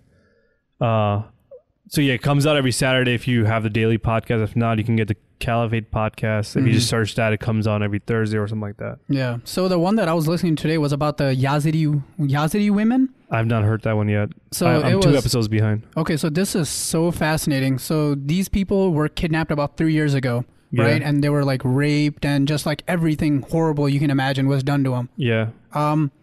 And then they were told a story that no matter what you do, you can't get out of here. Because even if you get out, ISIS took over the whole world. That was a story they were told by ISIS. Shit. So even after 3 years, when they were actually rescued, they were like sympathetic to ISIS, like maybe out of fear.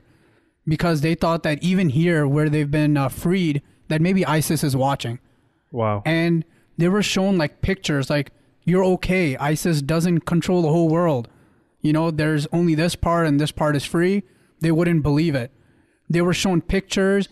They were taken to places. They still wouldn't believe it. Like they were like broken. Like their world was completely different. Like completely different. Like they were such a traumatic experience. Yeah, such a traumatic experience. Now, but what I found fascinating was that their whole reality was completely primed by ISIS, to the point where it was completely different than reality.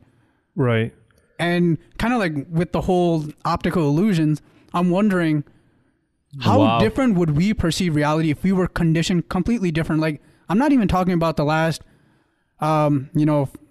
100 years, like go back 5,000 years. Yeah. Like the way we think of how we do things, how we use our hands, how we use our feet, how we see things. Like if our brain decided to evolve a little bit differently, right? How different would this be right now, even though it would be the same place we're at? I mean, one of the things would be that we wouldn't get this far in terms of, evolution and like technologies. Or we maybe, because we always think there's only one way, right? But there could be divergent paths, right? I mean, there's not one way to progress. I mean, even right now, all these facts, and that if you get captured and tortured for a long period of time, they can rewire your brain to an extent it can be recovered. Yeah, shrooms is not the only thing that'll rewire your brain. There's many things in your life that can rewire the hell out of it. For the bad purpose, like if you're tortured, like there's certain people that get broke. A war change. Like if you and I go to a war right now, depending how people see things, and not every brain can handle that. When they come back, they're not able to handle it well. They're not able to integrate back into society. Even they struggle. So traumatic experiences can definitely break your brain, and that's what they went through. I think that's what it has to be. Like, like fear takes over, and then you're in pure survival mode, right? And it's hard for you to tell. Your brain gets like rewired at such a core level that it takes years or maybe just so much time. Therapy therapy and stuff like that. That would. Well, check out this story. I was just talking to somebody, and I was asking them why they came to America. It was just like a random question. Yeah. They tell me the story, and the story's long, but anyways, what happened is they came because of a cousin that told them to come. That cousin was living in Abu Dhabi. I think they were Romanian. Yeah. And this girl, not girl, she's older, obviously. She has kids. She goes into the bathroom in Abu Dhabi, which is a safe place. Yeah. And she gets stabbed by an ISIS member. Jesus. Just randomly. This happened like 4 years ago. She was like a school teacher, actually. Right. And this probably wasn't in the news because they didn't want it to be in the news. But yeah, everything in her, she just died. I mean, the kids were outside waiting, and because some lady from ISIS was told that you got to kill one American, and she was just the unlucky person. God damn. Man, like, I was walking my dog the other day, and like, as I was on my way back to my house, I can just see my house under a night sky. We don't get enough stars, but there was quite a few stars out, and that itself was magical. Like, like we're seeing 3 stars, like, wow, that's amazing. But as I was on my way back, I just looked, I had this crazy visual in my head, like a flashback of like millions and millions and millions of people that had to die for this, so I can have, the idea of, like from the human progress of, all these wars that took place, all the evil that human went out and did, and a few people got up and said, this is wrong, we got to fight for it. Mm-hmm. We got to fight for it. And I mean, there was a lot of wrong, and, wrong sides were fighting another wrong side. But within that, like the progress, you get to a point where someone's had enough and says, I should not be tortured for my belief, for my values, or my color of my skin. Like all these people that, I don't know what the number would be, but obviously it would be in millions, right? That so many people haven't tasted the freedom that we have right now. Right. Even right now, dude, right now, there's we're like talking on this podcast so openly about some things that people wouldn't want to talk about. That so many people had laid there. A lot of people did it voluntarily, and a lot of people did it not voluntarily. So like all these lives that had to be given up, where we can right now talk freely about ideas and throw them without. I mean, there is still a little fear of like what could probably. Well, yeah, take we always place. Have it in the back. I always have like I hope there's no consequences of it, but I feel like there's this thing in us where we're like, we got to be free. We got to give it a chance. Somebody does. Yeah, like we should all try it. But what a crazy idea! Is that because we've tasted freedom? I think about like, say, people in North Korea that have never even experienced freedom. Do they even know what it is? Yeah, it's like a concept that I think we think that we innately have, but some people are not conditioned for it. I don't think that everyone even thinks, like, I think I love, like, and I think the best part about America is like the freedom, even that principle, that value. The value but is insane. People are not conditioned for that. And people don't even value it. Like, yeah, it's just people don't think about it. This whole like social justice warrior thing that, overcorrecting, being politically correct. Like when you start to stifle freedom, you don't really understand what you're stifling, how important it is to express yourself in a responsible way, obviously. But yeah, but what's crazy is in all the societies, like it's amazing. That's the first thing, freedom of speech. like if you don't have that, then you can't fight the things that can take over, like, you know, tyrants or dictators. What's the one way you can defeat them is through with ideas and talking about it. And what's the first thing dictators do? They take that speech away. They want to take away like social media. They want to take away the internet. They just want to make sure you cannot communicate with each other openly and freely. Because that's the only way they can stay. That's the only way evil can stay in power, and the only way you can defeat evil is through talking about ideas and calling out evil. You know, think about it, like the way we talk about President Trump. It's insane. Like the jokes that gets thrown around, like how vocally, you know, we're open about that. And we can criticize him and make fun of him. There's a TV show that makes fun of him. Like there's they created a show on Showtime, our cartoon president, you know. Yeah, I think I've seen it. It's pretty funny, if I'm like right. The Egyptian president, I forgot what his name is, the one right now, but someone took a picture of him and put like Mickey Mouse ears on him, and he went to jail for 3 years. Abdel Fattah el-Sisi, that's a president. Maybe the prime minister is more thing. Well, I wanted to ask you guys, what did you think about that interview where you did with Fox right up on the lawn? Is that the recent one? The recent one where apparently no American president has ever done that. He just kind of walked out right on the lawn, and they just did it like right there, just impromptu sort of.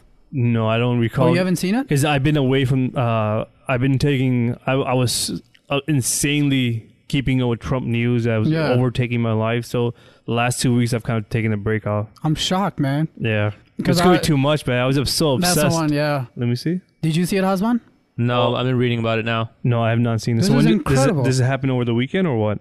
I think it might be I'm sure it's been over a week now. Well, this is talking about his North Korea interview. Well, I do know about this part, that basically, like, Trump is going... You know, I get it that but then again, other presidents have done it, so I'm trying to find out where Trump is doing it differently. But he basically, I think North Korea is just a different thing, is a different animal. And he basically said the guy's smart, funny, praised him. Yeah. He gave him credibility, so when he goes back to North Korea, he's going to show the people that kind of stuff, that, look, the president is saying that.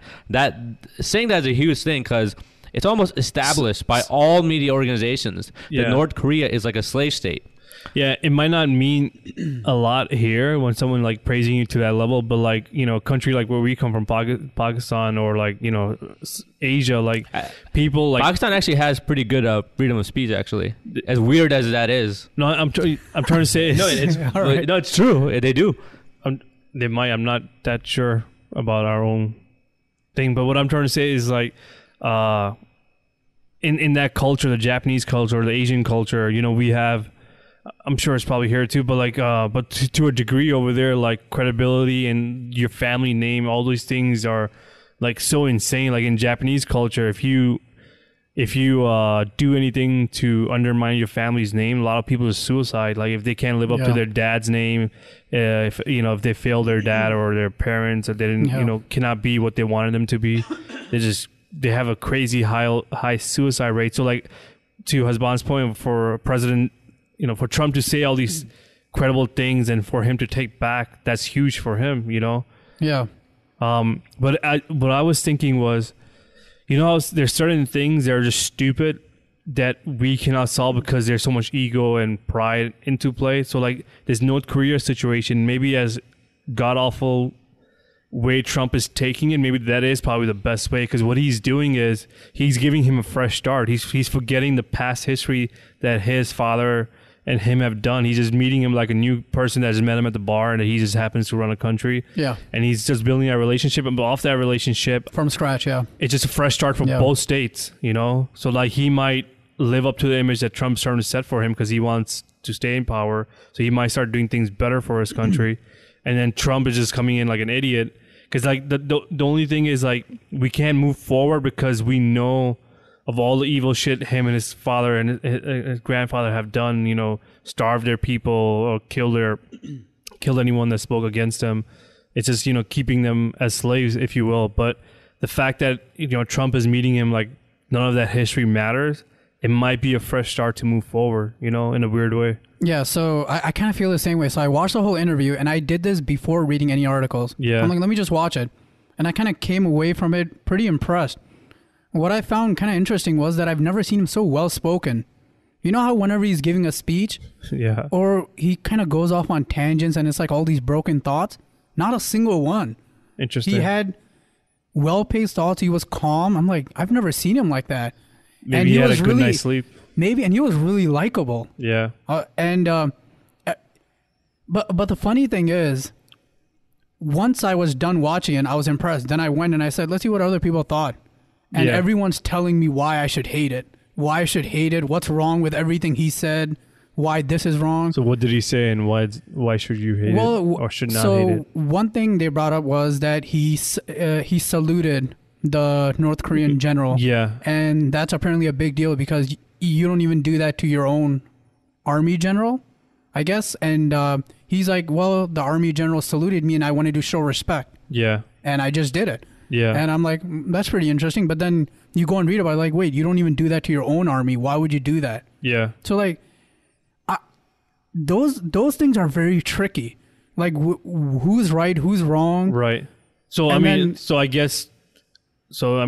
a track record, right? So obviously North Korea doesn't have a good track record, so you can say they are wrong. So these are people that are oppressing their people, and you're saluting them. So I could see how one can see that as being stupid. But then again, of him starting as a fresh slate could be the progress that changes it all. Right. I'm just being optimistic. So maybe we do need an idiot like him just to forget the whole context of the history and just start as a fresh start for both countries.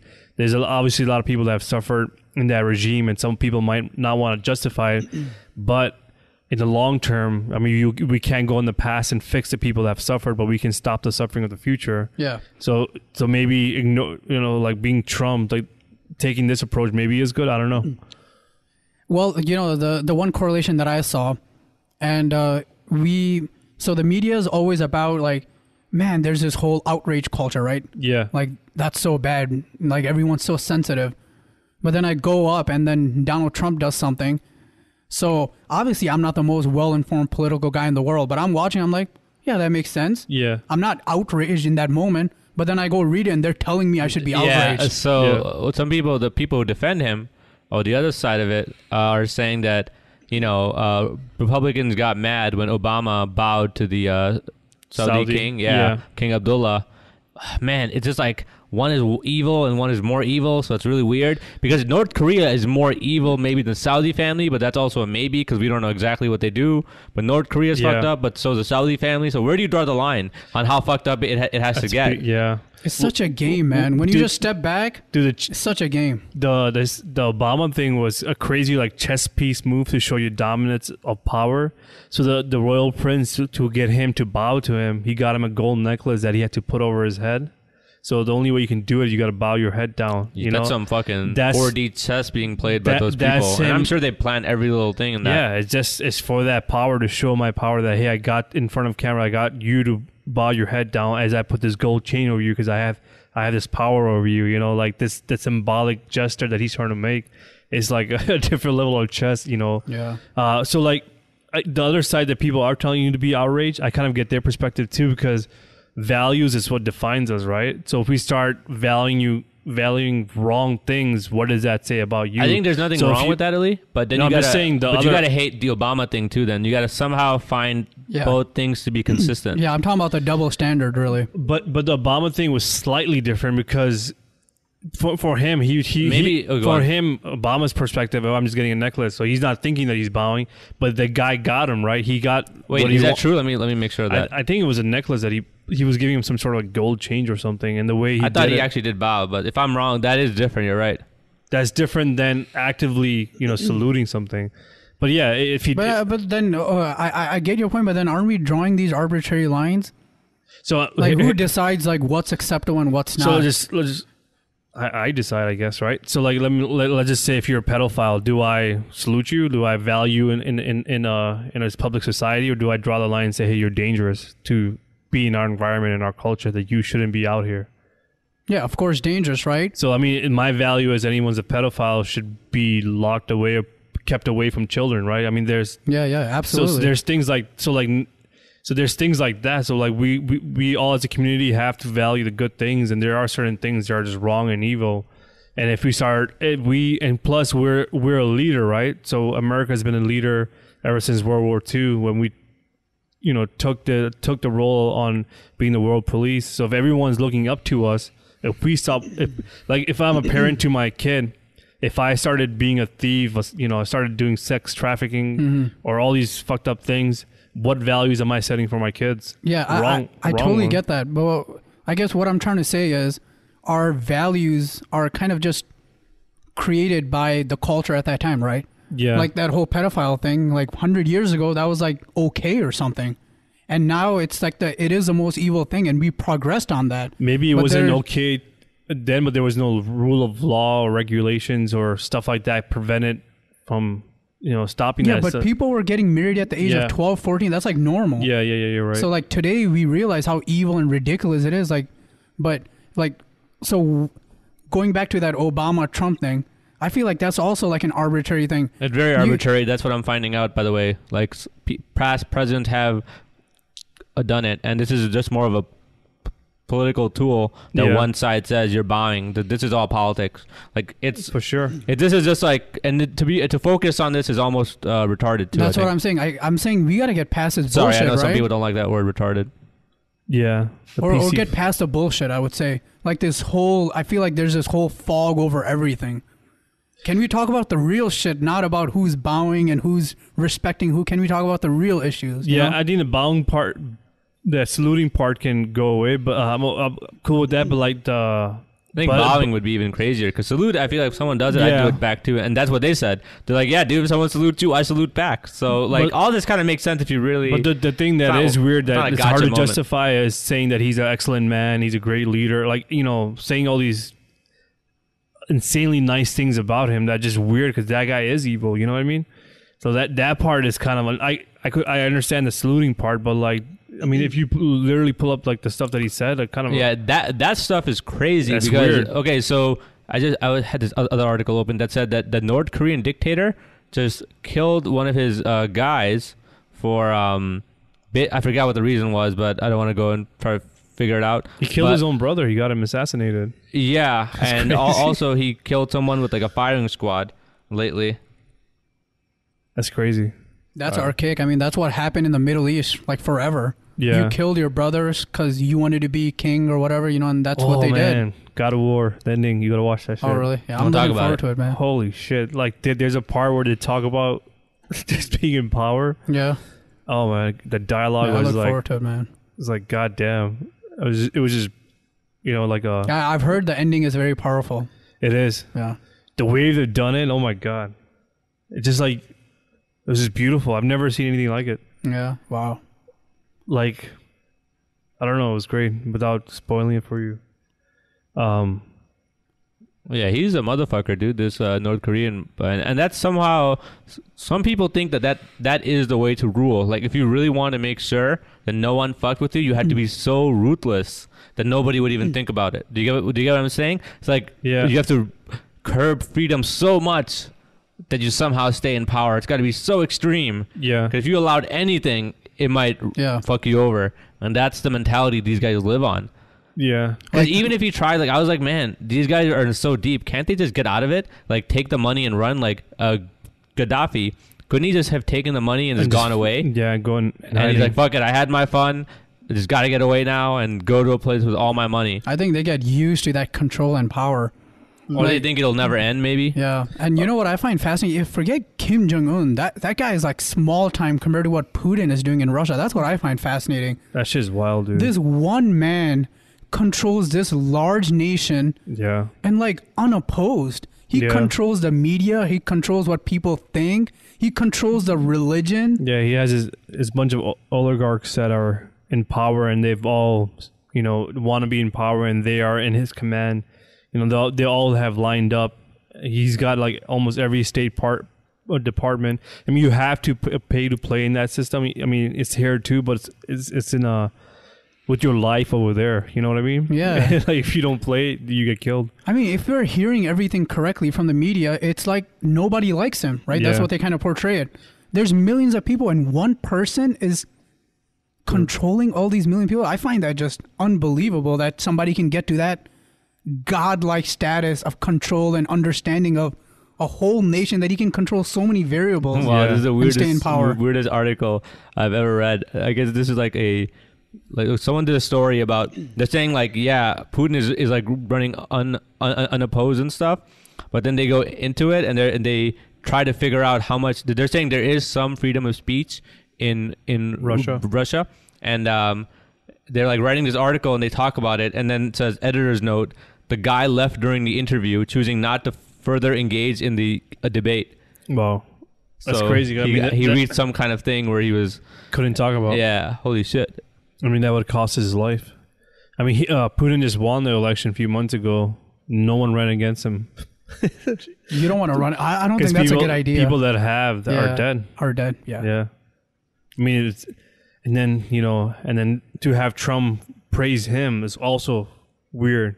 You know what I mean? It's definitely weird. And then, because he can take that to his people and say, look, we're being praised. I'm doing something right. Yeah. I get it. Though his angle also has logic to it. I don't buy the idea that he's crazy. Because in that recent interview, he's like, is North Korea firing any more missiles? No. Is there a nuclear war about to go off on the Korean island? No. Is Iran continuing to create nukes? No. So he's like, I'm stopping all these things. I'm like, that kind of makes sense. Who said that? Trump? Trump did on that lawn interview. He's like, I've stopped all these things. There's nothing going on. And if he can make peace, why shouldn't I make peace with him? Yeah, well, the only thing that's scary about that, which might also be effective, is that same thing with North Korea, where the word dictator comes in. That it's always about the ends, or do the means justify the end? Yeah. And what mean is he going to use to do this kind of stuff? Yeah. And how much power will he try to seek? Yeah. So my thing is, I don't believe that what he's doing is the right way. Yeah. But I'm saying it is a way. We don't know what the right way is. We just have ideas of what they are. On some level, I agree. That's why I think I let the Trump stuff like slide a little bit because of that reason. But I also understand the fear. But I don't know, man. The side is going on. It's very scary at the same time. No, yeah.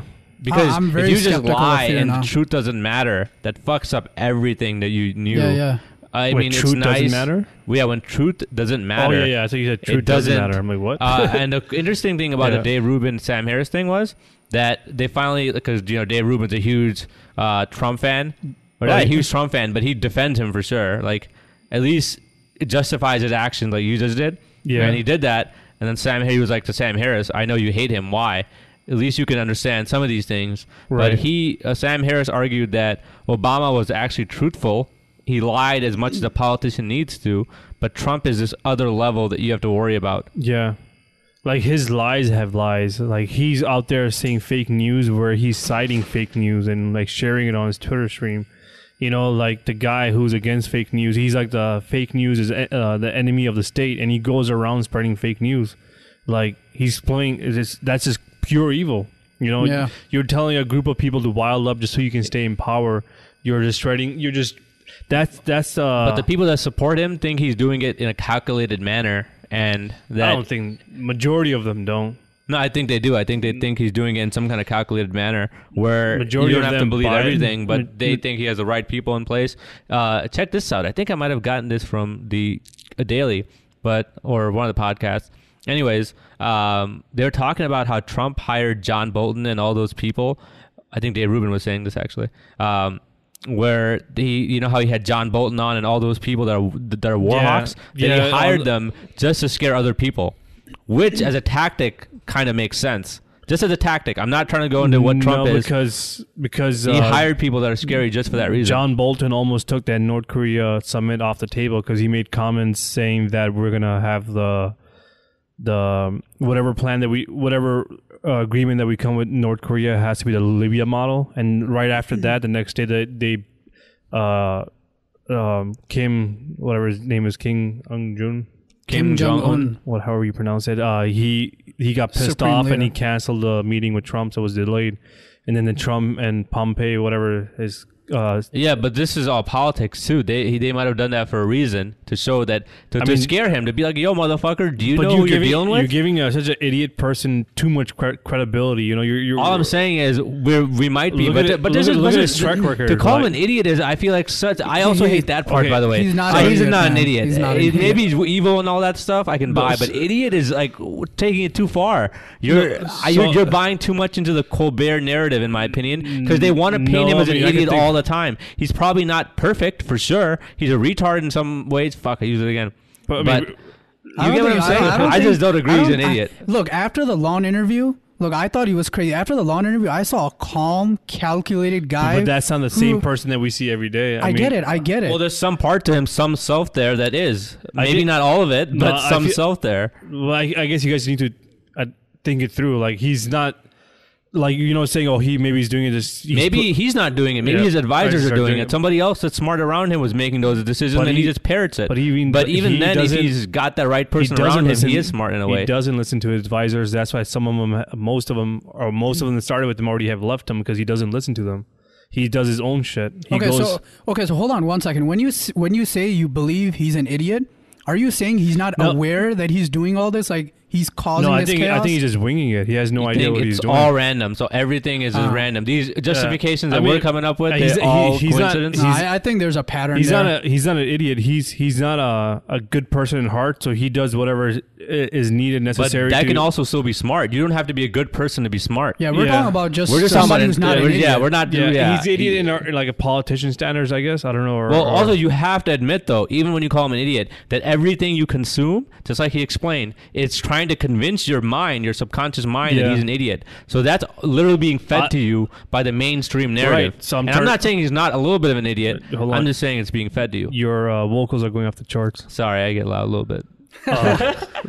Point noted, though. I think you convinced me, Hassan. I'm really passionate about Trump not being an idiot. Not being an idiot. But wait, you don't think he's consistent in his craziness? There's no pattern to it? If you follow him, there isn't any consistency. Like, he's willing to go out there and say whatever. Because if you, I don't know if you watched that documentary on, what's that show? It's a 6th episode. But hold on, the Money, the Greed one? Yeah, that one does paint a different picture. You have to see his track record. You just see. But that paints him as corrupt, not an idiot. Right, that's what I'm saying. But I agree, he's a corrupt. What I'm trying to say is he even took $1 million and turned it into $1 billion empire, right? So he's not an idiot. But what I'm trying to say is that there's certain level of politician intellectual level that he is an idiot on. So like, you're maybe giving him too much credibility. It's like, maybe he's doing these things because he's thinking 10 steps ahead. He's pointing John Bolton. I don't think that he's like super intelligent. Like, I'm not trying to say he's the smartest guy in the world. I'm just saying tactically, he's getting some outcomes. Okay, if you're talking about his advisors, he listens to his advisors. None of his advisors, nobody in Republican would want John Bolton to be Secretary of State. What's his position now? Because the Republicans party themselves vetoed him when he was when Bush was trying to put him in that same position. The Republican Party themselves did not vote him in because he's fucking crazy. Like, he was fabricating a lie to go to war with Panama or some shit like that. So they saw all that because there was like people. What's those silence breakers? What's that word? Whistleblower. He's a national security advisor. Yeah, so like, I think George Bush was trying to appoint him as well, and then the Republican Party themselves voted him out. So when Trump appointed him again, the position that he has now doesn't go through the Senate vote. It's just whoever the Senate does it. But if it was to go through the Senate, he will get declined again. So it's not that he's listening to his advisor. He's playing this crazy chess game. He's just going to Fox News and taking whatever the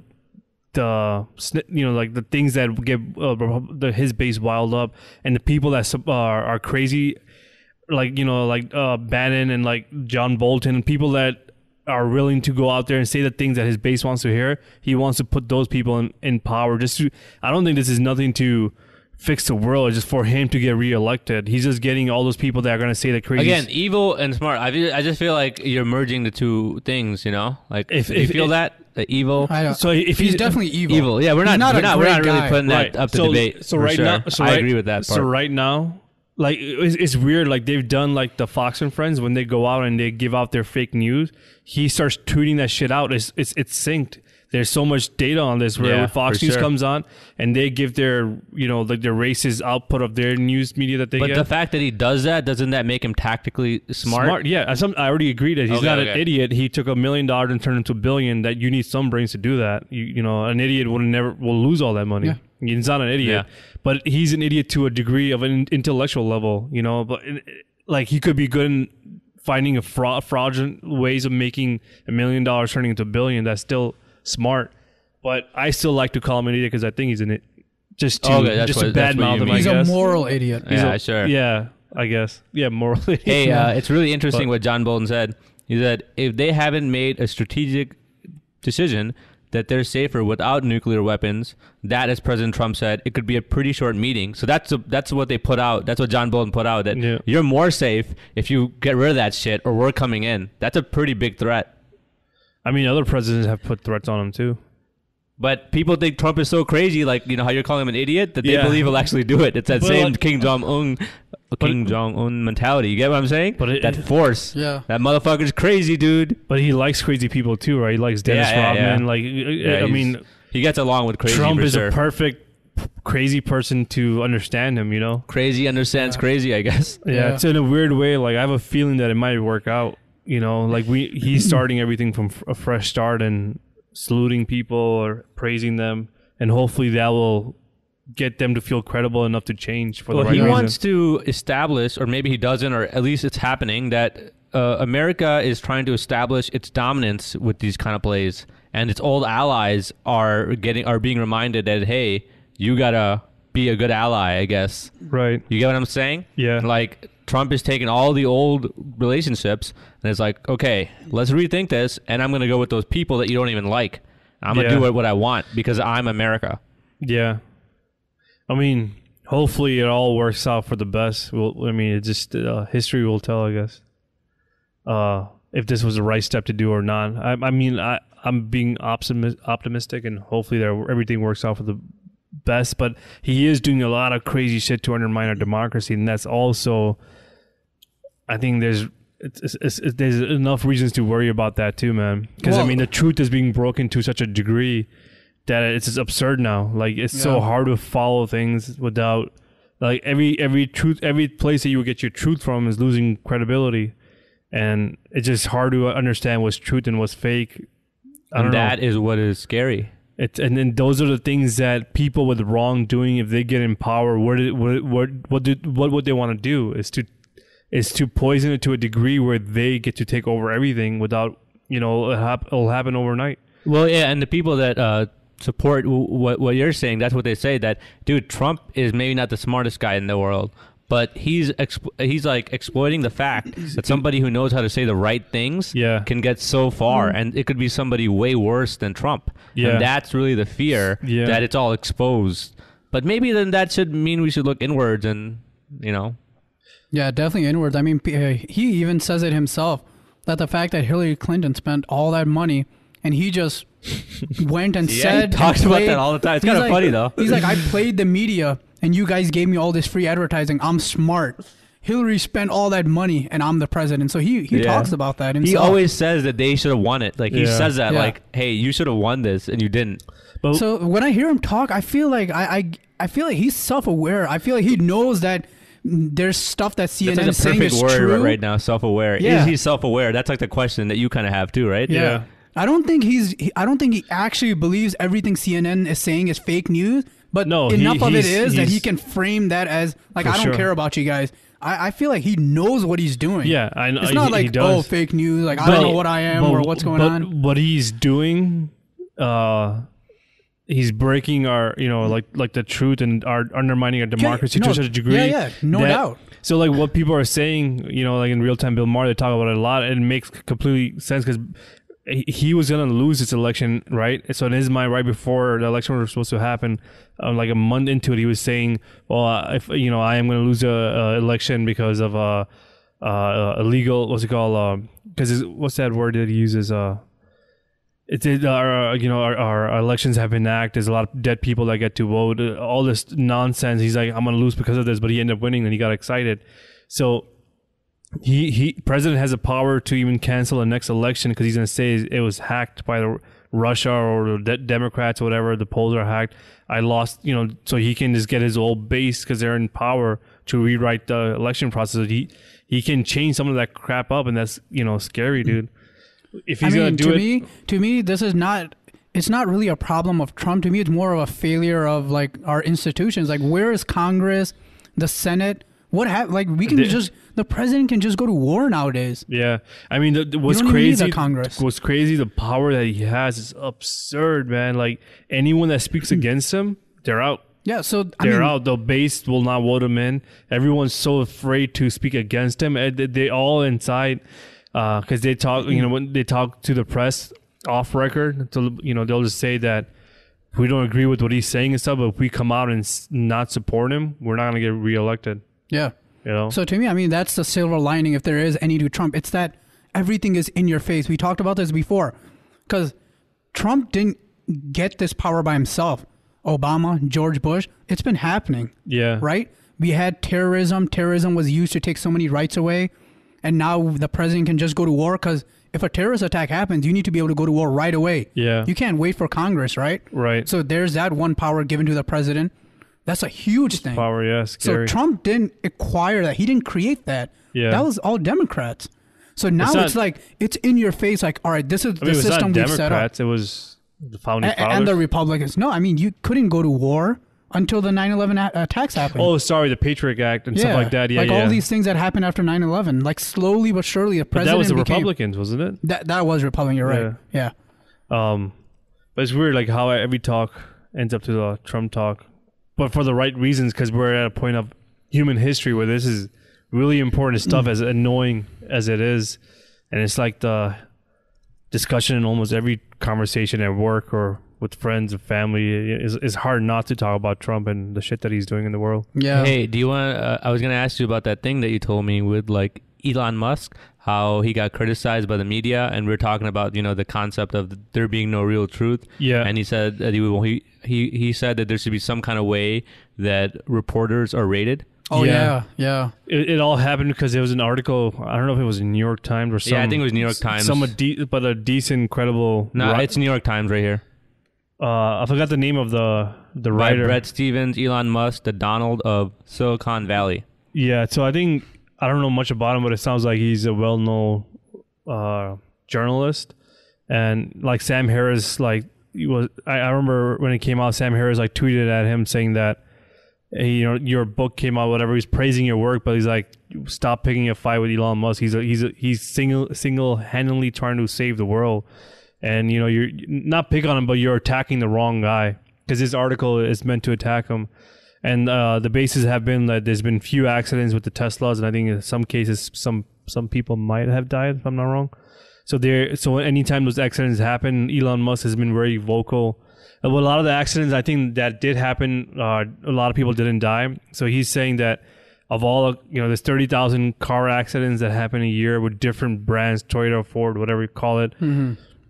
And they're totally fatal, because some of these machines are not meant well for accidents. So like people, certain collisions are fatal. And his car does it once, and he's on the front page. Yeah. So I looked into that, and I think they both have a fair point. Yeah. So the thing is, when a Tesla accident happens, you got to remember there's not that many Teslas. Yeah. So when it happens, it's a higher percentage. Yeah. So when you compare it to how many accidents happen with every other car, I think it's almost the same. Right. So it's not. So it's like both sides are like picking straws, almost like for no reason. Right. It's like, but on the other hand, Tesla has the opportunity to improve and improve. Yeah. Whereas humans, are they gonna improve? I don't know. They could. Right. But it's like automation seems like it's a future on a lot of things. So one thing is going towards the future, and one is like, we're good here. Let's just stay here. Right.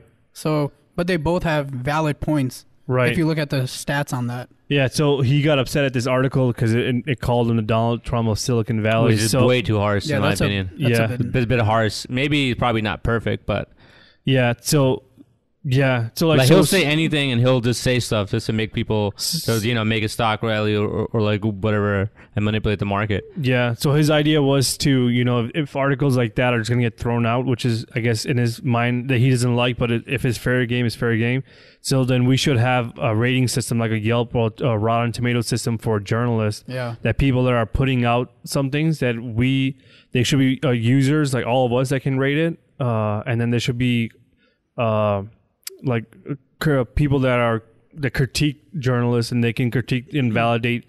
You know how like in what's that one for video games? Metacritic, yeah. Metacritic. Yeah. So when you go there, you see the user rating, and then you see like the critic ratings. Yeah. So you can have that, and we as a society can vote on which journalist is credible and not. So then you in that way, it'll be an incentive for them to be factual and truthful in their reporting and not be biased and so forth. Yeah. Which I think is a great idea, and I think you should do it. Great idea. But so what's the other side of this?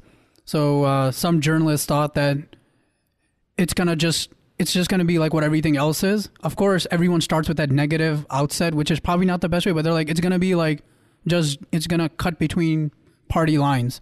You're like, all right, if you're a Republican and if the article favors you, you're going to rate it up. If you're a Democrat and it goes against your values, you're going to rate it down. It's going to go back to just being whatever you affiliate with rather than actually be truth. And then people will be like, no, wait, this is the truth. Look at the rating.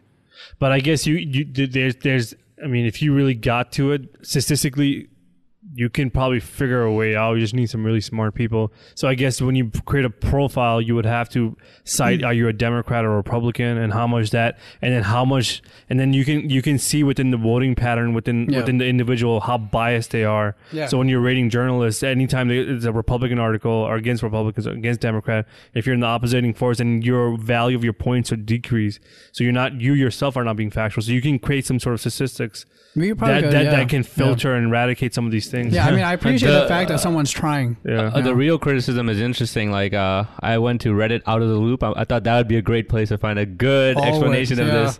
So, but this is not just about the guy writing that article.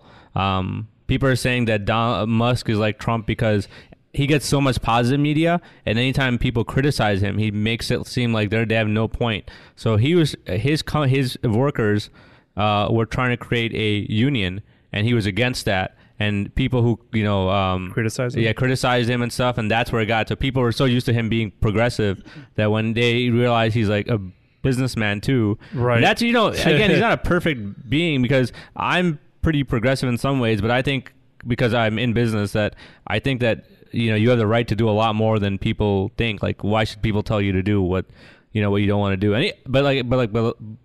But anyways, there's more to the story too, because then Musk was saying that like the oil industry is after him because he doesn't advertise, and people are just saying that like he just cannot take any criticism. Yeah. And people like have a god complex with him too. They worship Elon Musk. You know, he's like what 30 million followers. I've met from some people from people that have met really high up people that have met Elon Musk that he's an asshole too. Oh yeah, I could see that. I've heard that about him, that he has like a god complex and stuff. But then again, like, what do you expect him to be? Like a perfect human fucking being? He's at least going somewhere. That's the way I see it, man. I mean, you can hate on him all you want, but at least he's using his hierarchy for good causes. Yeah, exactly. Like, at least he's not doing it to like hurt people. Yeah, and maybe he'll make a shitload of money. Good for him. Yeah. Fuck it. At least with these like ideas that are changing how we think about what is possible, what the max that we can do is. We can be fully. Green energy because of his business models that he's starting to set up, and it's not for his financial gain. He already has enough money that he doesn't give a shit. It's just about creating green initiatives, like powering cities, countries just off what's his battery thing that he calls that. Those lithium batteries that he uses in the cars and all that. Yeah, his factory, his gigafactory. Gigafactory. Yeah. So he's like, if there's one in every country, I forgot, they can power the whole. Yeah, it's insane. And worst comes to worst, even if his idea is not perfect, it'll create competition. Yeah, create new stuff in the marketplace. Boeing has said that they're gonna beat him to Mars. So right there. There you go. Somebody, Jeff Bezos is in it. He started the game that the competition starts. Yeah. And maybe he's not you don't want to worship any human being, but the one thing that I was gonna say is even things like unions, we always think that's a good thing, but you've explained from your work that that's not always a good system to have. It gets too convoluted with bureaucracy. Yeah, it does. It becomes a business, and then once it becomes a business, and then they start representing for the wrong things. It is all how many people you can sign up, because each person in the union pays union dues, and the union dues, it just becomes its own organization. It becomes a government type thing that's like dealing with the company. Yeah. The company who feels like they have employees and they don't have the freedom. Yeah, it's a weird battle. It is. I mean, unions are really good in most cases. In some cases, they're not. It just the situation, depending on the situation, certain industries, they make complete sense. I like what Jon Stewart said, though, on the topic. He's like, well, that's also true, but we also have to realize that unions the idea came up because corporations were too greedy and they were mistreating people. So there's a reason for them to exist, too. Exactly. Without them, we would not have got it regulated to a point where workers have rights. They change the standards, actually. The workers, you know what I mean? Like, it's up to the employer to, provide a good working condition that's not going to kill the person long term. All these standards. There's a lot of things. So they set those things in place. But I think we're coming down to the point where we got to wrap it up. Because, yeah. We're having a fun one. We're having a good conversation. Good to have you back, Z. Yeah, it's good to be back. We'll see you next year. One podcast every year. Yeah, I might not be here for a while, but I hope you guys kill it next month and do a couple more. Yeah, this was it's a great feeling to do this. Just awesome to just that talk. was a good conversation. Hey, if we do it again, I'm gonna try to join you guys on Skype. I want to do an experiment, man. Yeah. We can try to set something up and see how it works. Yeah, that'd be cool. But our young Jamie, I'm gonna go young open Shaz here. Hold on, it's gonna make too much noise. Let me just wrap it up.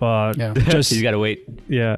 What I was gonna say was so we did take a little short break as we talked about it earlier, and we all have jobs and families and whatnot, so we do this part time as a hobby.